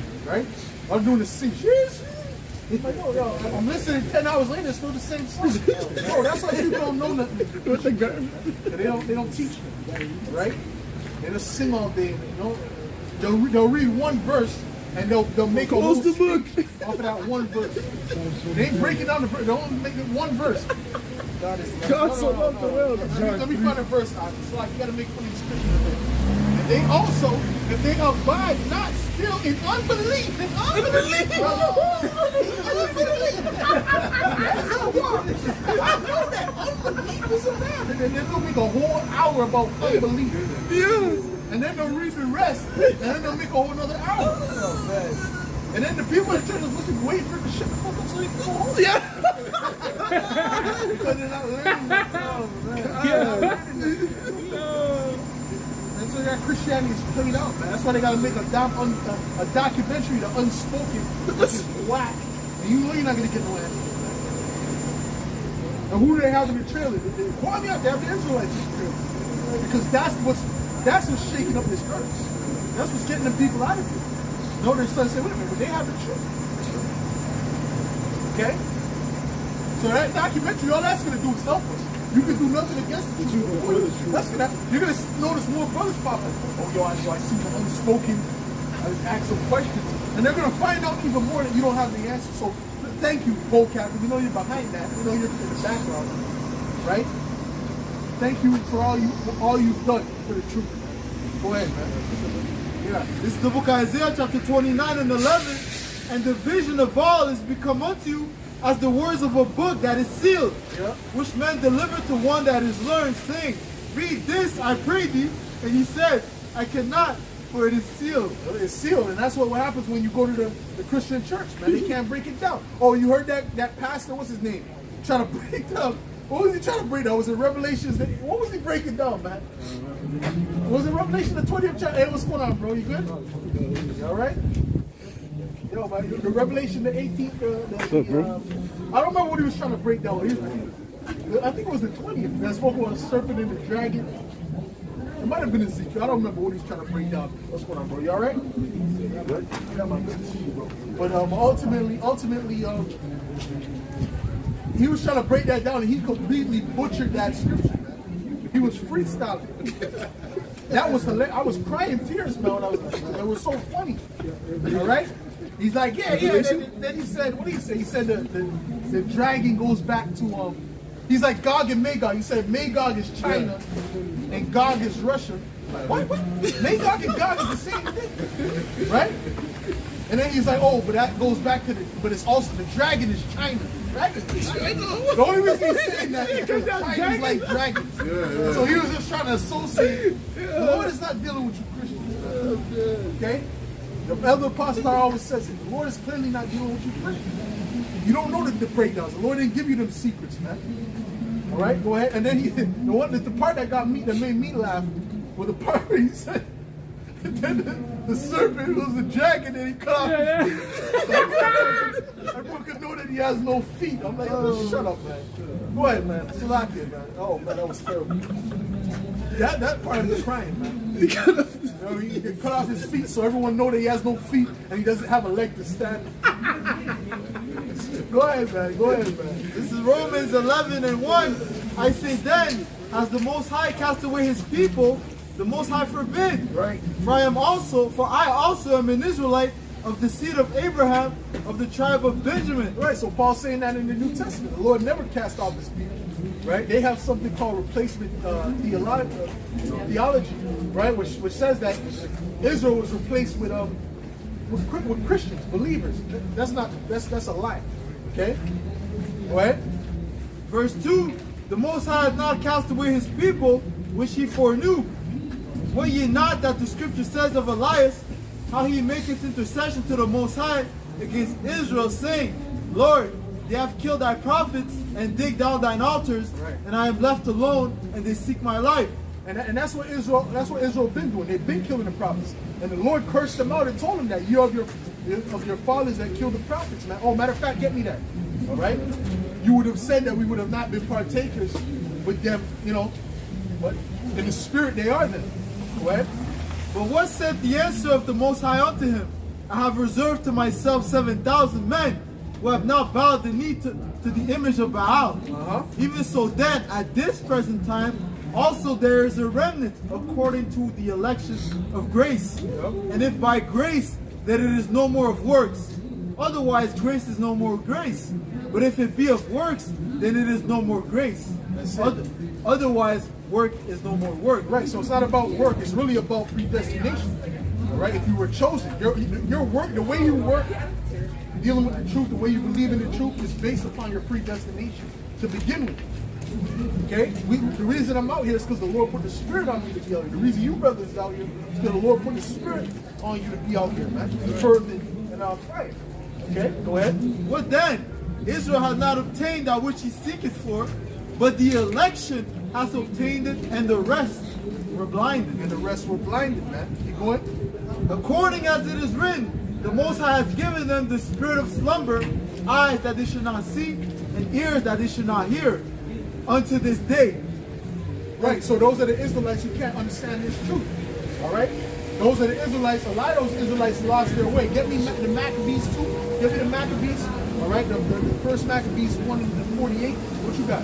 Or 40, not 48, 40. Huh? They killed the prophets. Yes. Get that. This is the book of Matthew, chapter 23 and verse 29. Woe unto you, scribes and Pharisees, hypocrites, because ye build the tombs of the prophets and garnish the sepulchres of the righteous, and say, if we had been in the days of our fathers, we would not have been partakers with them in the blood of the prophets. Right. Why would they admit that? Why would they say, yeah, we would have? No one's going to admit that, right? Now, oh yeah, we killed the prophet. No one's going to admit that because now you know it's written in the book that they're prophets. But before they were known to be prophets, you just looked at them like they were madmen. Yeah. All right. Isaiah, the things that the Lord had Isaiah do. Yo, the average person thought he was a madman. Noah, they thought he was a madman. Okay? Right? So ultimately, that's how they always look at the prophets. But then, that's what the scripture says, then ye shall know. You got that? Read that real quick. No, someone get that. Okay. That's the means of courage. You got the octopus, 10 scriptures at once. Ezekiel. You got it. Ezekiel 33. 33 and verse 33. Ezekiel chapter 33 and verse 33. And when this cometh to pass, lo, it will come. Then shall they know that a prophet had been among them. Right, it will come. All these things we're speaking about will come. Right? We spoke about Russia going to fight against America in a World War III battle. And we see them tensions is building up. All right? Although this is not the end, we know that there's something else that has to happen before that. Right? But ultimately, we see the dominoes setting up, man. Yeah. Okay? We spoke about the beast newly created. Remember that video I sent you? I don't know if you didn't get to see it, right? I'm going to show you in a minute. All right? There's a beast that looked like a fox and a jackal mixed together, but it had the body of a leopard or a horse, man. It was weird, like a leopard. I mean, the thing looks strong and fast. Esau has a name for it, right? Esau gets a name, as soon as he sees, oh, well, that's a triaxicon. That's why Esau got to be put in slavery, man. He thinks he got, he acts like he knows everything, but he don't know shit. Right? Oh, by the way, it's of the wolf family. How you find that out? How do you know that? Okay? But the Lord spoke about beasts being newly created, man. So all these things that we're speaking about is going to come to pass, man. That's right. So it don't matter whether you like it or not. All right? Give me Romans 3 and 3 real quick. Huh? Yeah. I'm going to get that real quick. Romans 3 and 3. All right? Go ahead, bro. There's still more on that? Yeah, there's one more verse. Go ahead, bro. Matthew 23 and verse 31. Wherefore ye be witnesses unto yourselves that ye are the children of them which killed the prophets. That's it. How are they witnesses? Because of their spirit, because of what they're doing. The spirit of the prophets are subject to the prophets. So the prophets are going to prophesy, right? Yeah, this one guy in the comment board, I feel like I'm what did he say? I'm Jeremiah, but my life is similar. But this guy don't have no videos. He ain't doing no work. He said Daniel. Or whoever he said, he's none of them. All right? Because what proves it, they will be doing work. Yeah. They will be part of this ministry. Okay? What you got, bro? Go ahead, Alex. Go ahead. Matthew 21 and 33. Hear another parable. There was a certain householder which planted a vineyard and hedged it round about, and digged a winepress in it, and built a tower, and let it out to husbandmen, and went into a far country. And when the time of the fruit drew near, he sent his servants to the husbandman, that they might receive the fruits of it. And the husbandman took the servants, and beat one, and killed another, and stoned another. Again, Speaking he about sent, what? The prophets. This is a parable speaking about what Israel did to the prophets, man. Go ahead. Again, he sent other servants more than the first. And Because they did, what did the prophets do? The prophets came to tell them the truth. And they didn't want to hear the truth. Oh, they hated him that. Get that, Messiah. Okay? Go ahead, keep going. and they did unto them likewise. But the last Isaiah of all, 58. but last of all, he sent unto them his son, saying, they Who will was his son? reverence. Yahweh Shai. That's what, he said Yahweh Shai. Oh, that's the ultimate. Go ahead. And he was doing miracles, all that. They still didn't get it. They still weren't with it. Go ahead. But last of all, he sent unto them his son, saying, they will reverence my son. Nope. But when the husbandmen saw the son, they said among themselves, this is the heir. Come, let us kill him, and let us seize on his inheritance. Why were the heads of our nation at that time, the chief priests, why were they trying to kill Yahweh Shai? What's the reason they said they wanted to kill Yahweh Shai? Anybody know? Because he's coming to take their position. Coming to take their position. They like the goodies. They like the position that they were in, man. All right. They were rich. They were wealthy, man. Palaces, man. All right. Caiaphas was living right beside the temple, so he was in a damn palace, man. He said, if this man come and he usurp himself, then he will take both our place in nation, right? They would take both our place in nation. Meaning the Romans would come up against them. See how that works? Go ahead, man. When the Lord therefore of the vineyard cometh, he will, Salakia, verse 39, and they caught him, and cast him out of the vineyard, and slew him. When the Lord thereof of the vineyard cometh, what will he do unto those husbandmen? Now, what do you think the Lord's going to do when he really brings this judgment in? People don't understand. This is all a domino. Everything is being set up as a domino effect to bring ultimate judgment, man. That trucker thing, the war that's brewing, that's all affecting the prices, you know. It's all affecting, the supply chain. And it's going to culminate to something great. Go ahead. They say unto him, he will miserably destroy those wicked men, Man, go ahead, man. and will let out his vineyard, Second Ezra 6, 9 and 9.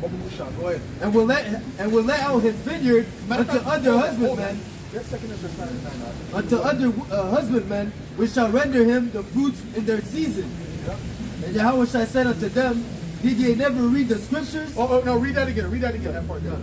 Verse 41, they said unto him, he will miserably destroy those wicked men, and will let out his vineyard unto other husbandmen, which shall render him the fruits in their season. Verse 43, therefore I say unto you, the kingdom of the Most High shall be taken from you, and given unto a nation, bringing forth the fruits thereof. That's speaking about the Israelites. That's speaking about the Israelites who fell away from the way. All right? Because that's why every time the one that came up there, maybe, I haven't seen this much faith. No, not in Israel. Yeah. Because it was speaking about what? The circumcision and the uncircumcision. What was the main difference between the circumcision and the uncircumcision? Get me that. Okay? You know what I'm talking about. Okay? There's a main difference between the circumcision and the uncircumcision. All right? Salaki, you have something? You have something else? I got that. You were holding something, right? Yeah. Go ahead. Amos 5 and verse 10. They hate him that rebuketh in the gate, and they abhor him that speaketh uprightly. And that's why when we're out here, right? What do we see? A lot of dirty looks. They don't even know what we're talking about half the time. It's a spirit. Okay? It's an actual spirit that they're feeling. They see they might be they get a scowl on.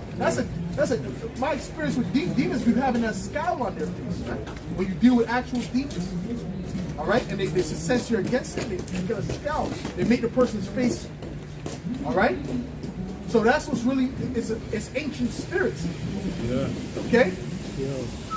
Now, it's not them that hate, it's you, it's me they hate it. Get me that. All right? And read that real quick. Romans 3 And then you're going to finish up. There's more in that, right? Oh, no, that was it. Those are one? Okay, go ahead. Romans 3 and 3. For what if some did not believe? Shall their unbelief make the faith of God without effect? Right. Does that mean because they don't believe that the prophecies are not going to come to pass? No. We're telling them what's going to happen, but they're still doing it. And the elites, they know about the prophets. They watch the great millstone. They watch it. They've seen the videos, man. All right? And they know what we're saying is true, but they're trying to upset the prophecy by setting up godhood on the earth. Transhumanism and all this, that's part of them setting up godhood on the earth. They're trying to be immortal, literally. All right? No, that was it on that. Go ahead, Mahaya. Oh, Salakia. Go ahead, Zakar. This is Sirach 13 and 25. The heart of a man changes his countenance, whether it be for good or evil, and the merry heart maketh a cheerful countenance. Well, that's it. All right. Well, that's what the brother from New York, he did a video saying what I learned being on post for 2 years, right? Because in the camp in New York, you know, it's a bigger camp, so brothers be holding posts for a longer time, right? So he was holding posts, and he said that one of the things he noticed when he first came into camp is how people from afar off, their face would scourge up. First, they would be in la-la land, right? So they're looking at the building, but then they would get closer, and their face would get, you know, but then they would get in front and their face would kind of change back. But he noticed that a spirit came on them. Oh shit. So I've been seeing that since I've been out here. You know what I'm saying? From the first time I came out. Years ago I've been seeing that spirit. I noticed that spirit. Okay? Matter of fact, the first time I came, I was standing like over there, and there used to be a lot of homeless over there, and they don't know what's going on. They don't know what I'm talking about. They just know it's a spirit is against them. It's all spiritual. Oh, so like, you have something? This is the book of, Oh, no, Machai was next. Go ahead, Machai. This is Jeremiah 2 and verse 30. In vain I have smitten your children, they receive no correction. Your own sword hath devoured your prophets like a destroying lion. He devoured your prophets like a destroying lion. See? Because that's why the Lord said, fear them not, I'll make your face stronger than their face. So a lot of times, like Jeremiah, he was young. All right? He might have been 11, 10 years old. Imagine grown men having to listen to an 11, 10-year-old. You have to humble yourself. You have to humble. You have to be in a humble spirit. Okay? But he was cursing them out, going in.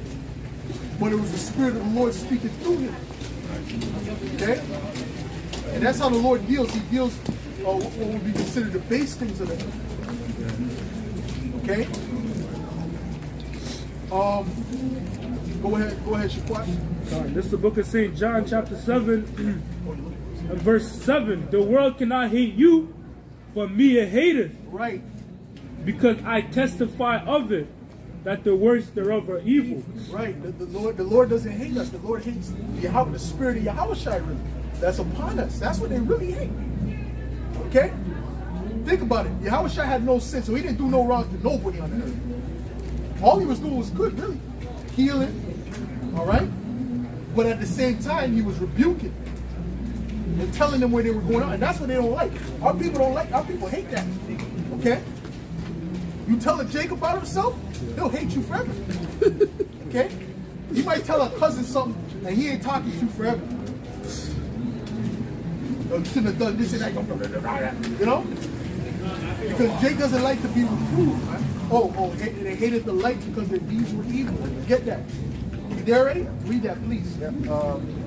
It says here in John 3 and 20, for everyone that doeth evil hated the light, neither cometh to the light, lest his deeds should be reproved. This is the light. When we came into this truth, our deeds had to be reproved. And if you're not reproving, if you're not changing, then you're going to be found out through the Spirit. You've seen it many times before. It's always found out, man. You have to actually change, man, or you're going to be found out. It's going to be revealed. That's what the Lord said. Everything that in the dark is going to come to the light. That's a true statement, man. Look at all the witchcraft that Esau, the Edomites, have put on the earth to hide their true identity, hide who they were, hide their true intentions. and it's just coming to the surface. And they can't stop the truth. They can't stop the truth. Go ahead. Okay, go ahead with your precept. This is the book of Job, chapter 12 and 22. He discovereth deep things out of darkness and bringeth out to light the shadow of death. That's the spirit of the Lord, man. His eyes are 10 times brighter than the sun. You see these Edomites, these elites, they think that if they do something in the dark, it's not being seen. The Lord's recording it. And then the spirit gets on certain people to make movies about it. Like Salo, that's a foul movie.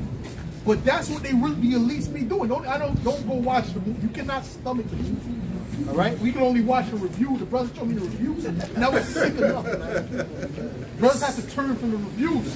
So that's showing you how deep of sickness there is. Huh? We have to bring on scripture because it was too deep. We have to get some life in here because it was too deep. You know, I'm telling you. Salo, S-A-L-O. But trust me, bro. Just look at the reviews. Trust me. I don't want to watch it. But this is what the elites really do in real life. Yes, go ahead, bro. Proverbs 9 and 8. Reprove not a scorner, lest he hate thee. Rebuke a wise man, and he will love you. Right. A lot of those people on our comment boards that are scoffers are really disgruntled people who got rebuked at one time or they heard something that cut them. So they got mad and now they're lifetime scoffers. They make 20 accounts. Fuck you. Fuck you. Bullshit. You probably got rebuked one time. All right, get it. Sharpening in the two-edged sword. Get me that. All right. There's more on that? Yeah, go ahead. Real quick. Proverbs 15 and 12. A scorner loveth not one that reproves him, Right. neither will he go unto the wise. Right. But you see, when we reprove each other, right? If a brother tell you something about yourself, and you know when you're going off, he said the water. I appreciate that, bro. The water. That's how brothers move. But if you do that to a person in the world, come on. You know, who's he to talk to me like that, yo? Who's he to talk to me like that? That's the spirit. Okay? Oh, matter of fact, they said that to Moses too. All right? Remember when Moses was trying to reprove them the two Israel? He was like, "Oh, brother, you shouldn't be fighting. You guys are brothers." He just came to them on that brotherly love tip, you know?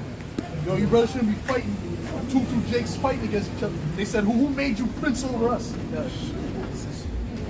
So you can't do that with Jake, man. So 2/3 are gonna have to be destroyed. They can't receive correction. You got that out? Yep. And I'm gonna actually get that in a second. Hebrews 4 and 12.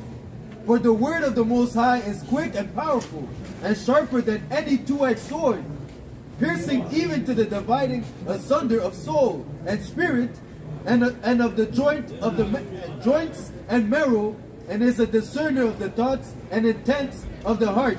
This is the worst thing you could do is rebuke the people according to the scripture. That will stay within them.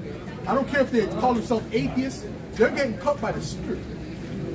That's why Esau wants to stop this work. That's why you have so much Edomites. A lot of times recently you see a lot of Edomites just bugging out, right? Just coming out, that's why I can't believe that. They're literally bugging out. They're from down the street screaming. Niggers! They're going crazy. Oh, this happened a couple of weeks ago or whatever, but it's just showing you the spirit that it's hurting them. There's nothing more that could hurt them more than the scriptures. Nothing more. There's nothing you could do. I don't care if we got a militia. That's nothing. They hope you do that. So they can roll on you. All right? But when you get them with the spirit of the Lord, knowing their future, knowing the end, knowing that they're being reproved, that's what gets them. That's why I said, he that is evil hated the light. How much more these Edomites, man? All right? Anyone have any precepts on that topic? Okay, go ahead. You have a precept on that topic? Go ahead. This is 2 Thessalonians chapter 2 and verse 8. And then shall that wicked be revealed, Yes, sir. whom the Lord shall consume with the spirit of his mouth. Bro, they've worked so hard to push up this so-called white supremacy, which is really Edomite supremacy. There's no such thing as white people. That doesn't exist. Okay? That was created in 1681. The term white and black. All right? And they tell you that in the Malcolm X movie, the meaning between white and black. Okay? And you look at the dictionary, you'll see exactly what it means. And you'll see why they call themselves that. It's psychological warfare. All right? What does the word white mean? It means innocent, not intended to harm, pure, right? Which they're not white, they're red. Okay? which goes back to crimson, which means what? A crime. Criminals. Fugitives. That's why it says it caught you red-handed. Yeah. Oh, yeah. Right? Because it goes back to crimson. Crimson means crime. Right? Who was the first main Edomite family that came into power? The Borgia family. Who painted up Caesar Borgia as Jesus. They were known as the crime family, the first crime family. So you want to talk about the mafia? That was the first mafia. Okay? Although the mafia of today, those are big, those are Jakes, all right? Majority of those mafia are Israelites, right? Okay, going back to Sicily. Okay? Go ahead. This is Hosea 6:5. Therefore have I hewn them by the prophets, I have slain them by the words of my mouth. Yeah. And thy judgments are as the light that goeth forth. Right. And then this is the service. This is what's consuming it. All right. What you got, man? Proverbs 29 and 27. An unjust man is an abomination to the just, and he that is upright in the way is an abomination to the wicked. Right. Now, witches that drink blood and they're doing them sacrifices. We've seen them pass by and they look, all right, you remember that little short one? No, she was telling, no, she was, she's seen a spirit. Okay? So that's why it's against their spirit. Oh, and by the way, he missed a lot. He missed a lot. He missed a lot. This is like, you got to catch like that. It's like the, like the episode. Episodes and shit. But there was these two guys, these two wizards, right? These ancient wizards. I'm serious, bro. And they said they were wizards. They said they practiced. They actually said it. All right. But they looked at, what picture did they point at? They pointed at that picture. Right. They said, who's that? We know that. We know that spirit. No, I'm serious. They said they know that spirit. Right. Okay? And they said that's who they say is the enemy spirit. Okay? Because they understand who Yahweh Shai is. They didn't point at Caesar Borgia. They didn't point at the so-called white Jesus. All right? They pointed at the real image of the Lord. So-called, right? Because they understood that on the left-hand side, that is who's coming to take them out of power. Oh shit, man! See, you're jumping all over the place. Man. You know what I'm looking for? I don't know, but Go ahead. Luke 19 and 27. But those mine enemies, Luke 19 and 27. But those mine enemies, which were not that I should reign over them, bring hither and slay before me. Right. So there's going to be some people who are still not going to want Yahweh Shai to reign over it, right? Or not fully with it, and they're going to have to be put to death. Only the ones that are going to be fully with it are going to be able to survive, right? All right? Got that? This is the book of Matthew, St. Matthew chapter 8 and 29, and behold, they cried out. Matter of fact, go up one verse, please. The book of St. Matthew chapter 8. This is when the demons, because when Yahweh Shai would pass, the demons would react. That's all spiritual. The demons will react. Just like every time, bro. Most of the time, That movie, what is it, with Mel Gibson? Passion of Christ. Passion of Christ. Okay. And he said when you see the demons were called the right? I never even watched it. I never even watched it. I know it was a good movie, but because I was just coming into the truth, I was like, that Edomite. The false image was pissing me off, so that's why I didn't watch it. No, for sure. But I should watch it. But what we have, in this thing, but he's trying to show you something, right? Right. It's like he's mocking, you can see the demons coming out of their Right. I should watch it. You know.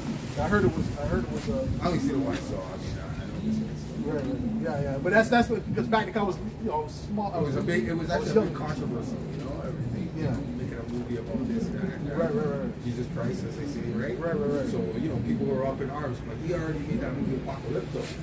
Which, if you see that movie, that movie actually is very accurate about the elite. And that's why they all hated him. They want to get rid of Mel Gibson. Trying to show. Yeah. Spoke against the so-called Jews. Spoke against the small hats. That's exactly what they show the demons coming out. Yeah. Go ahead. This is the book of St. Matthew, chapter 8 and verse 28. And when he was come to the other side into the country of the Gergesenes, there met him two possessed with devils, coming out of the tombs, exceeding fierce, so that no man might pass by that way. Right, because them demons can give you strength, man. All right, they can actually give you strength. That's why you know who you don't want to fight. You don't want to get in a fight with a damn transformer, man. You don't want to get in a fight with those transformers, man. Those transformers be kicking ass, man. All right, up and down the street. They thinking it's normal. There's an actual demon fighting with them, man. Yeah. All right, so they're stronger than normal. Right? They're trying to act like women. They can damn pick up with a car, man.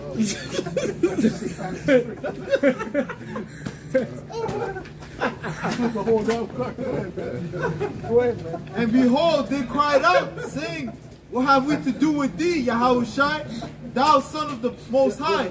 But thou come hither to torment us before the time? Read that again.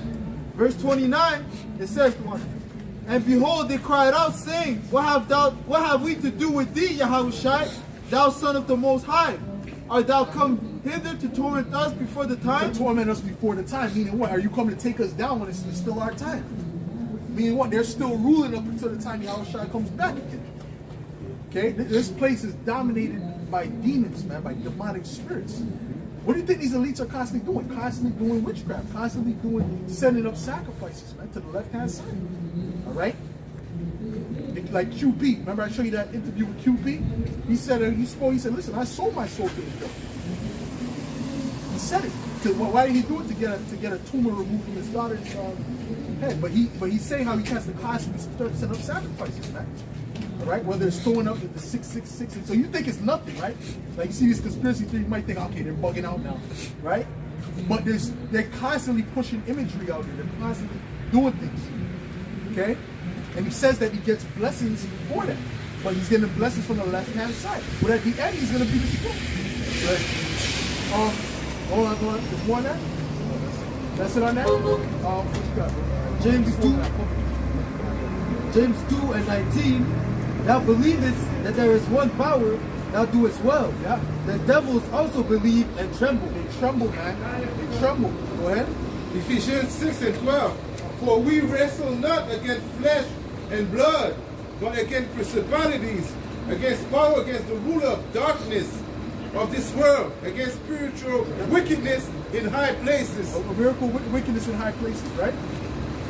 So that's what these elites are doing. A lot of spiritual wickedness to these ancient deities, which are really backed by demons. There's demons behind each of these ancient deities, man. Okay, that give them power on the left hand side. Listen, there's power on the left hand side, but the right hand side is much stronger. Listen, you want to know what the left hand side is all about? Microwave. It's about microwave, right? What is a microwave? It takes away all the nutrients from the food. It's not good for you, all right? Radiation, all right? But then dealing with the righteous side, it's like a slow cook. So it's going to taste a lot better. It's going to be better for you. All right? That's what it is. Because they're doing that to get an instant gratification. Because if you sell out right now, you can go live it up right now in this kingdom. But this kingdom's on its way out. So that would be a stupid decision. All right? Salakia, hold on, let Makai get that. Oh, there's more on that? That wasn't me reading. Oh, there's more on that, Salakia? Go ahead. This is Isaiah 47 and verse 12.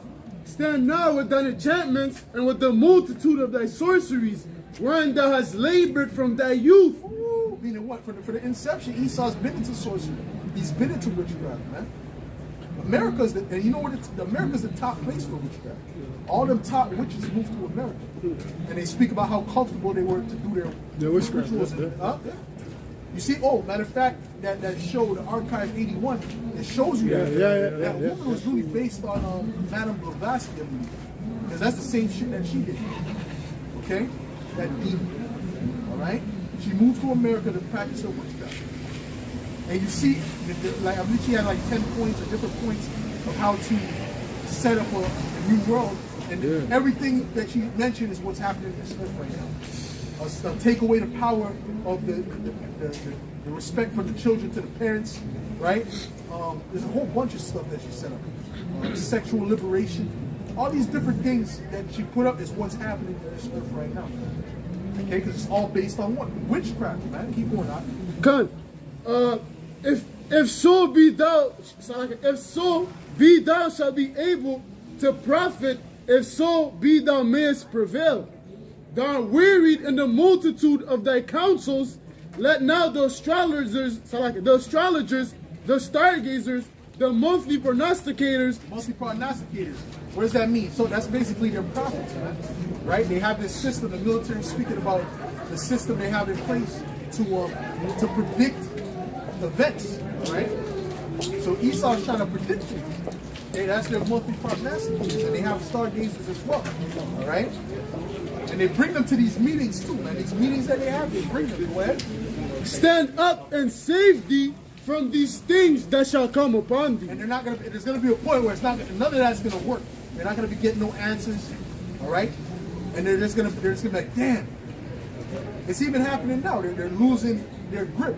Right. The demons are not responding to them as they used to. Okay. So they're getting worried. That's why they're moving quick with these agendas, man. What you got? Oh, that was it on that? Yeah. Okay, go ahead.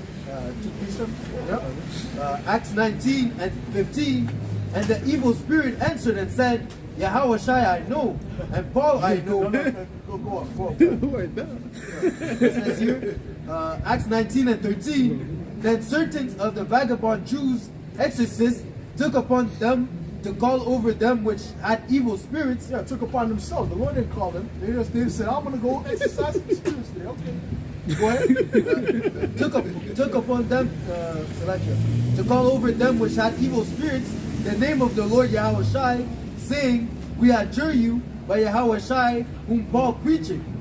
Paul preaching, showing you they were not really about it. Yeah. They were just trying to follow what Paul was doing. I want to do it too. Go ahead. And there were 7 sons, and one Siva, a Jew, and chief of the priests, which did so. And the evil spirit answered and said, Yahweh Shai I know, and Paul I know, but who are ye? That's it. So the evil spirits, they know who's who. Because those are ancient spirits. They weren't just, they didn't just were created just today. Those are ancient. They always go back to the ancient world, man. So they knew you before. Okay? Go ahead. And the man leaped, in whom the evil spirit was leaped on them, and overcame them, and prevailed against them, so that they fled out of the house naked and wounded. Yeah, he did some kung fu on them. Right? He was kicking them in the ass. All right? Ecclesiastes 2 and 13. Then I saw that wisdom. Hold on, it said they left naked and wounded, so he's beating them back, man. For you to be naked. Go ahead, man. Yeah. Ecclesiastes 2 and 13. Then I saw that wisdom excelleth folly, as far as light excelleth darkness. Right. Showing you the right hand is stronger than the left. Beautiful. Salaki, you had something you want? You have something higher? Okay, go ahead, bro. Matter of fact, let's get back to the Israelite foreigners, man. But if you have a precept, read that quick, and then we're gonna jump back to the we're gonna get to that publican thing. This is the book of St. John, chapter 14, and verse 30. Hereafter I will not talk much with you, for the prince of this world cometh and has nothing in me. Right. Right, the prince of this world, right? The Esau, okay? And he has nothing to do with the Heavenly Father, man. He's not about the Heavenly Father. He's about the opposite, okay? Go ahead with the book. This is the book of Now, St. this is the main difference between the uncircumcision and the circumcision. Right? Go ahead. The book of St. Luke, chapter 18, and verse 9. And he spake this parable unto certain which trusted in themselves that they were righteous, and despised others. That trusted in themselves that they were, because they thought it was based upon how well they kept the law. Right? Like certain people we know today. You cannot keep the law perfectly, especially in this system. Even back then, they couldn't keep the law perfectly. The only one who kept the law perfectly was Yahweh Shai. That's right. Okay? In the kingdom we will. In the kingdom we're going to be perfect as a people. Supernatural bodies, all of that. And the laws are going to be written within us. Go ahead. Verse 10, 2 men went into the temple to pray, the one a Pharisee and the other a publican. tax collector, which is a tax collector. That's exactly what a publican is. All right, and they look down on the publicans because they were coming. They were like they look at them like some Uncle Tommy fucking collecting taxes, but that was their job, right? And the Pharisee was someone that was like studied in the law. Okay, so they were high up on the totem pole amongst the Israelites. Go ahead. It says the Pharisee stood and prayed thus within himself. Yahweh, I thank thee that I am not as other men are, extortioners, unjust, adulterers, or even as this publican. Right, so you see the publican playing, you know, so he had to pop his attitude. Well, I'm glad I'm righteous. You know? And I'm like this publican. And that's his prayer that he's giving it to the Lord. Okay, go ahead. I fast twice in the week. I give tithes of all that I possess. And the publican, standing afar off, would not lift up so much as his eyes Right, unto heaven. so he's coming in that humble spirit, you know what I'm saying? That lowly spirit, you feel me? Go ahead. But smote upon his breast, saying, Yahweh Bashmiel Shai, be merciful to me, a sinner. That's it. I tell you, this man went down to his house justified rather than the other. For everyone that exalteth himself shall be abased, and he that humbleth himself shall be That's exalted. what it's about, and that was the difference. These a lot of them people, the circumcision, they thought they were gonna get in by their own righteousness. But the ones who were uncircumcision, they're like, yo, I know I'm effed up. I know I'm not following the ways that I should, man. Just have mercy on me, man. And that's how they came to Yahweh Shai. And what happened? They got healed, man. See? You have something? Galatians 5 and 4, Amashiach is become of no effect unto you, whosoever of you is justified by the law. Ye are fallen from grace. For we through the Spirit wait for the hope of righteousness by faith. For in Yahweh Shai HaMashiach, neither circumcision availeth anything, nor uncircumcision, but faith which worketh by love. That's it, man. You gotta come in a humble spirit. All right? You have something? Go ahead, bro. Psalms 37, the verse 18, Yahweh is nigh unto them that are of a broken heart, and saveth such as be of a contrite spirit. Right. He's not dealing with those that are of a proud spirit. Those that think they got it based on their own righteousness. No, you should be sending them prayers like the publican, man. Okay? Because don't try to tell me you don't say it. And some Israelites, I believe they send up prayers like the Pharisees, right? You know? Yeah, Lord, this is your son, the mighty chief top. I don't want to specify nobody, but you know, you guys will come in that spirit. And the Lord's not dealing with that. All right? Yeah, it's more than just him. It's a lot of these guys got that spirit. You know what I'm saying? Like a lot of these guys, I'm the mighty Israelite. You know? After the laws, like they say, well, why do you join IUIC? Because they keep the laws, statutes, and commandments. And that's how they say it too. Because they really believe that, you know. Salaki, who got it? Salaki, who was reading? Yo, you got something for it? Ephesians 1. Oh, get that Maccabees 1 and 42. Yeah. Go ahead. Go ahead. Ephesians 1, I start at 5. Having predestined us into the adoption of the children of Yahweh Shai Mashiach to himself, according to the good pleasure of his will, to the praise of the glory of his grace, wherein he had made us accepted in the beloved. That's it. It's all about the grace of Yahweh Shai. Right? Abraham didn't make it based upon his right. He made it based upon his faith. He was coming back, and that's really it. Listen, man. What's that? Give me Deuteronomy the 8th chapter, the first verse. Okay, give me that real quick. Okay. Oh, hold on. Read First Maccabees 1 and 40. This is First Maccabees 1 and verse 41. Moreover, King Antiochus wrote to his whole kingdom that all shall be one people, and every one shall leave his laws. So all the heathen agreed according to the commandment of the king. Yea, many also of the Israelites consented to his religion, and sacrificed unto idols, and profaned the Sabbath. For the king had sent letters by messengers unto Jerusalem and to the cities of Judah, that they should follow the strange laws of the land, and forbid burnt offerings and sacrifice and drink offerings in the temple, and that they should profane the Sabbaths and the festival days, and pollute the sanctuary and holy people, set up altars and groves and chapels of idols, and sacrifice swine's flesh and unclean beasts. So this is what Israel was doing based upon Antiochus, man. Okay? So what were they doing? They were falling away. Get me Jeremiah 17 and 4. Okay? Go ahead. That they should also leave their children uncircumcised, and make their souls abominable with all manner of uncleanness and profanation. Right. This wasn't 10 Israelites. This was a whole bunch of them that was doing this. Because they were afraid to what? Be put to death. Alright?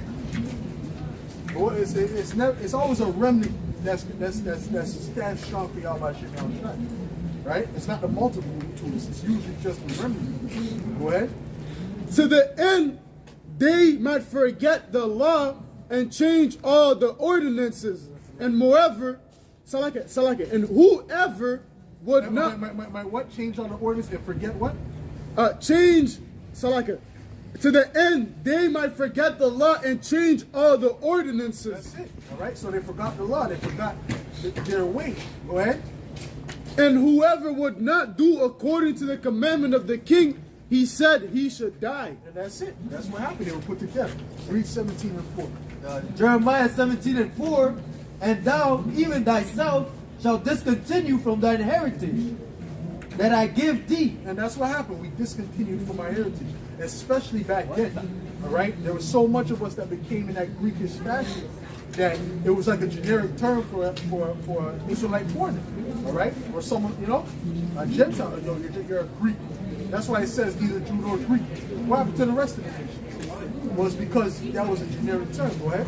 And I will cause thee to serve thine enemies in the land which thou knowest not, for ye have kindled a fire in my anger, which shall burn forever. That's it. All right? So you see what happened. They fell away. Right? You found that? Profess himself. Listen to the pocket. Profess himself. Okay? But that's what happened. Matter of fact, who has something that I spoke to? Deuteronomy 8. Yes, read that. This is the book of Deuteronomy, chapter 8, and verse 1. All the commandments which I command thee this day, shall ye observe to do, that ye may live and multiply, and go in and possess the land which Yahweh sware unto your fathers. And thou shalt remember all the way which the Lord thy power lead thee these 40 years in the wilderness, to humble thee. To humble thee. The reason why he led us in the wilderness was what? To humble us. The reason we were in there for 40 years and we didn't see the land. It was to humble us. Why did he allow us to fall away and discontinue from our heritage? To humble us, man. You understand that? Are you brothers understanding the concept that I'm trying to bring together here? Because the publican had the mindset of humility because he fell away. You understand? Oh, that's why Yahweh said I came to them that are sick and not to them that are whole. If you think you got it, you're not going to make it. Let's put it that way. If you think you have it, you're not going to make it. That's why no one is above rebuke. Right? And if you get your rebuke a dude who thinks he got it, you're not going to win that. It's going to be a never-ending argument. Right? So Yahweh Shai had to what? Yahweh had to what? He had to humble us by making us fall away and go into that captivity, man. Go ahead. God, to humble thee and to prove thee, to know what was in thine heart. Right, and through that humbling, he proved who was right, who was his. Because even though people were in that state, there was some that still believed, that still had faith in Yahweh Shai. Still had faith in Yahweh Shai. Okay? And so much so that he didn't have to go to their house. So I believe it was done. That's extreme faith, man. All right? But then you got Israelites that were up in circumcision. Oh, show me and I'll believe. Right? That's it on that thing. There's one more verse finished. There's one more, the third verse. Whether thou wouldest keep his commandments or no, and he humbled thee, and suffered thee to hunger, and he fed thee with manna, which thou knewest not. Why did he feed us with manna? You know what happened with the manna? The manna, you couldn't keep the manna for a week. The next day, worms would consume the manna. That represents what? That daily bread. That we go back to the Lord's Prayer. Get me that. That daily bread. Okay? What type of prayer was David putting up? Was David putting up, I'm so righteous? No, he was putting up, take out that Holy Spirit from him. You got that? You got something else? What you got? You got that? Yep. It says here in Matthew 6 and 9, after this manner, therefore pray ye, our Father which art in heaven, hallowed be thy name, thy kingdom come, thy will be done in earth as it is in heaven. Give us this day our daily bread. Our daily bread. Go ahead. And forgive us our debts as we forgive our debtors. Why? Because there's a parable on that. How a man got forgiven, the steward, the unjust steward, he got forgiven, and then what? He wouldn't forgive nobody else. You got to remember, you're coming back too, right? So when you see a Jake that's off, you don't necessarily got to look at him like, yo, fuck you. Remember, you were in that position too, right? So you got to kind of see where, you know, sometimes you got to kind of see, you know what I mean? Go ahead. And lead us not into temptation, but deliver us from evil. For thine is the kingdom, and the power, and the glory, forever. Amen. That's it. All right. Some more? Some else? 2 Maccabees 6 and 12. Now I beseech those that read this book, that they be not discouraged for the calamities, but that they judge those punishments not to be for the destruction, but for the chastening of our nation. That's it. That's it. That's it, man. All right. You got something higher? This is Proverbs 15 and verse 33. The fear of the Lord is the instruction of wisdom, and before honor his humility. That's it. Right? So we're about to be glorified, but we were brought to the lowest point. But we didn't even know we were Israelites. Right? Right? So even in, well, that proves that this is the beast.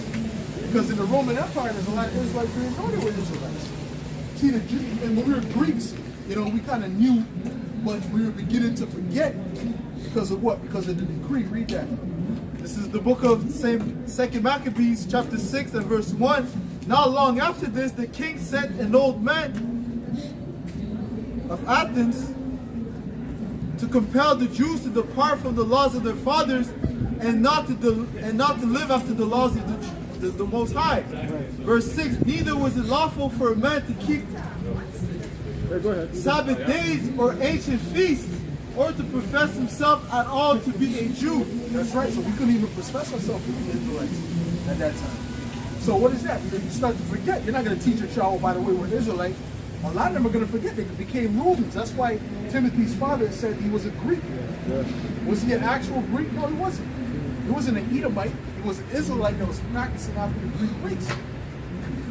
You see? You got something else? This is Romans 11 and 15. For if the casting away of them be the reconciling of the world, what shall the receiving of them be but life from the dead? Yeah. For if the first fruit be holy, the lump is also holy. And if the root be holy, so are the branches. Yep. And if some of the branches be broken off, and thou, being a wild olive tree, were grafted in among them, and with them partakest of the root and fatness of the olive tree. Right. Meaning what? The circumcision and the uncircumcision being the one that the olive tree was grafted among them. Because what? Why? Why is it saying that? Because ultimately, where's their proof they're Israelites? They didn't got it. Where's the records? They couldn't profess themselves to be a Jew. So most of them, they didn't have the records. They were just going off of faith. You see how that works? So they were dealing with kind of the same thing we're dealing with now. You understand what I'm saying? All through the Spirit. Right? Cornelius of the Italian band. Where's his records that he was in Israel? He was dressing up like a Roman, he was, So it was all through faith. So that's why they're saying, listen, don't be trying to boast yourself over the ones who knew they were Israelites, because you yourself, you're just coming in. Because you should be in a humble state. That's why he put you in that position in the first place, right? Go ahead. Verse 18, boast not against the branches, but if thou boast, thou bearest not the root, but the root deep. Thou will then say, the branches were broken off that I might be grafted in. Well, because of unbelief they were broken off, and thou standest by faith. Be not high-minded, but fear. Standest by faith. Be not high-minded, man. For if Yahweh Shai spare not the natural branches, take heed lest he also spare not thee. But hold on, they're keeping the laws. The circumcision is keeping the laws, right? A lot more than you. So don't be high-minded, man, because the Lord has given you the Spirit, and to return. That's what it's saying. You understand what I'm saying to you? So this. Are we not all? Now we're all in that position. We're all in that position of the being grafted back in. So there's no way we should be coming with no high-mindedness, man. All right? Go ahead. Verse 22, behold, therefore, the goodness and severity of the Most High. On them which fell, severity, but toward thee, goodness, if thou continue in his goodness. Otherwise, thou also shalt be cut off. And they also, if they abide not in unbelief, shall be grafted in. Right. For Yahweh Shemel is able to graft them in again. Right. Yeah. He's able to graft them back in again. Right? Just like you. Because you're being grafted. You, first of all, when you look at it, I believe when you look into the science of you can't graft an olive tree, you can't graft an apple tree to an olive tree. It has to be of the same stock. All right? That's why James 1:1. Give James 1:1 real quick. Whoever gets it first.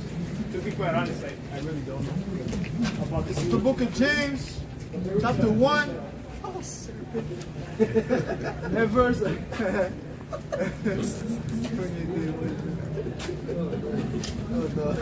Funny old serpent. The book of James, chapter 1 and 1. Thank you.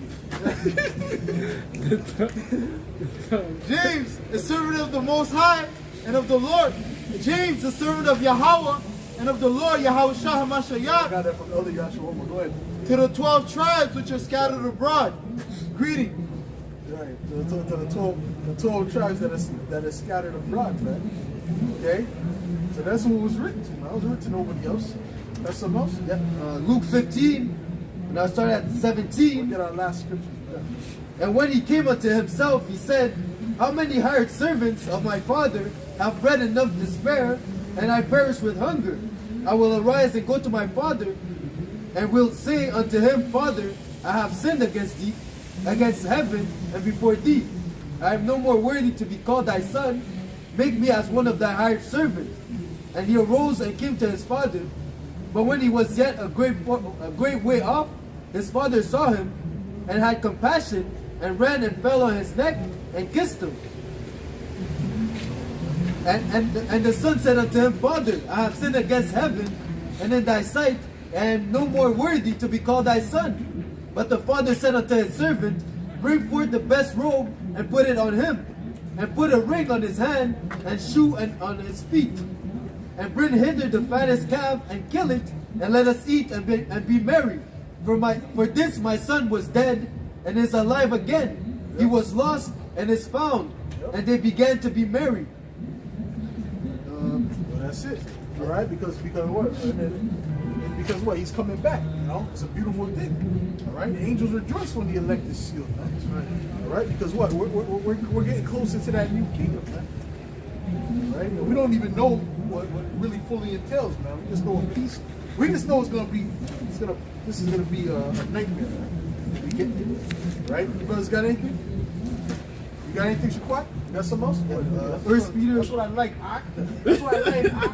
1 Peter 4:17, for the time has come that judgment must begin at the house of the Most High. And if it first begin at us, what shall be the end of them that obey not the gospel of the Most High? Right. And if the righteous scarcely be saved, where would the ungodly and the sinner appear? And that's it. And we're turning back. You know, we're turning back. You see? So the ones that are not turning back, whoo, whoo, you know, you'll meet that. What do they call it? What do they call that creature?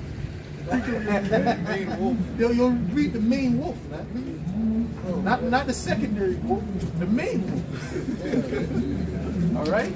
So with that, Lord willing, you will edify through the Spirit. You all praise you and honor to you. All right. Little us to the apostle and elders of great millstone. Salutations, much love and respect to Akim out there pushing his word out, truth and sincerity. Kwame Yasharala. Kwame Yasharala. Put that LOL. We'll put that in the document.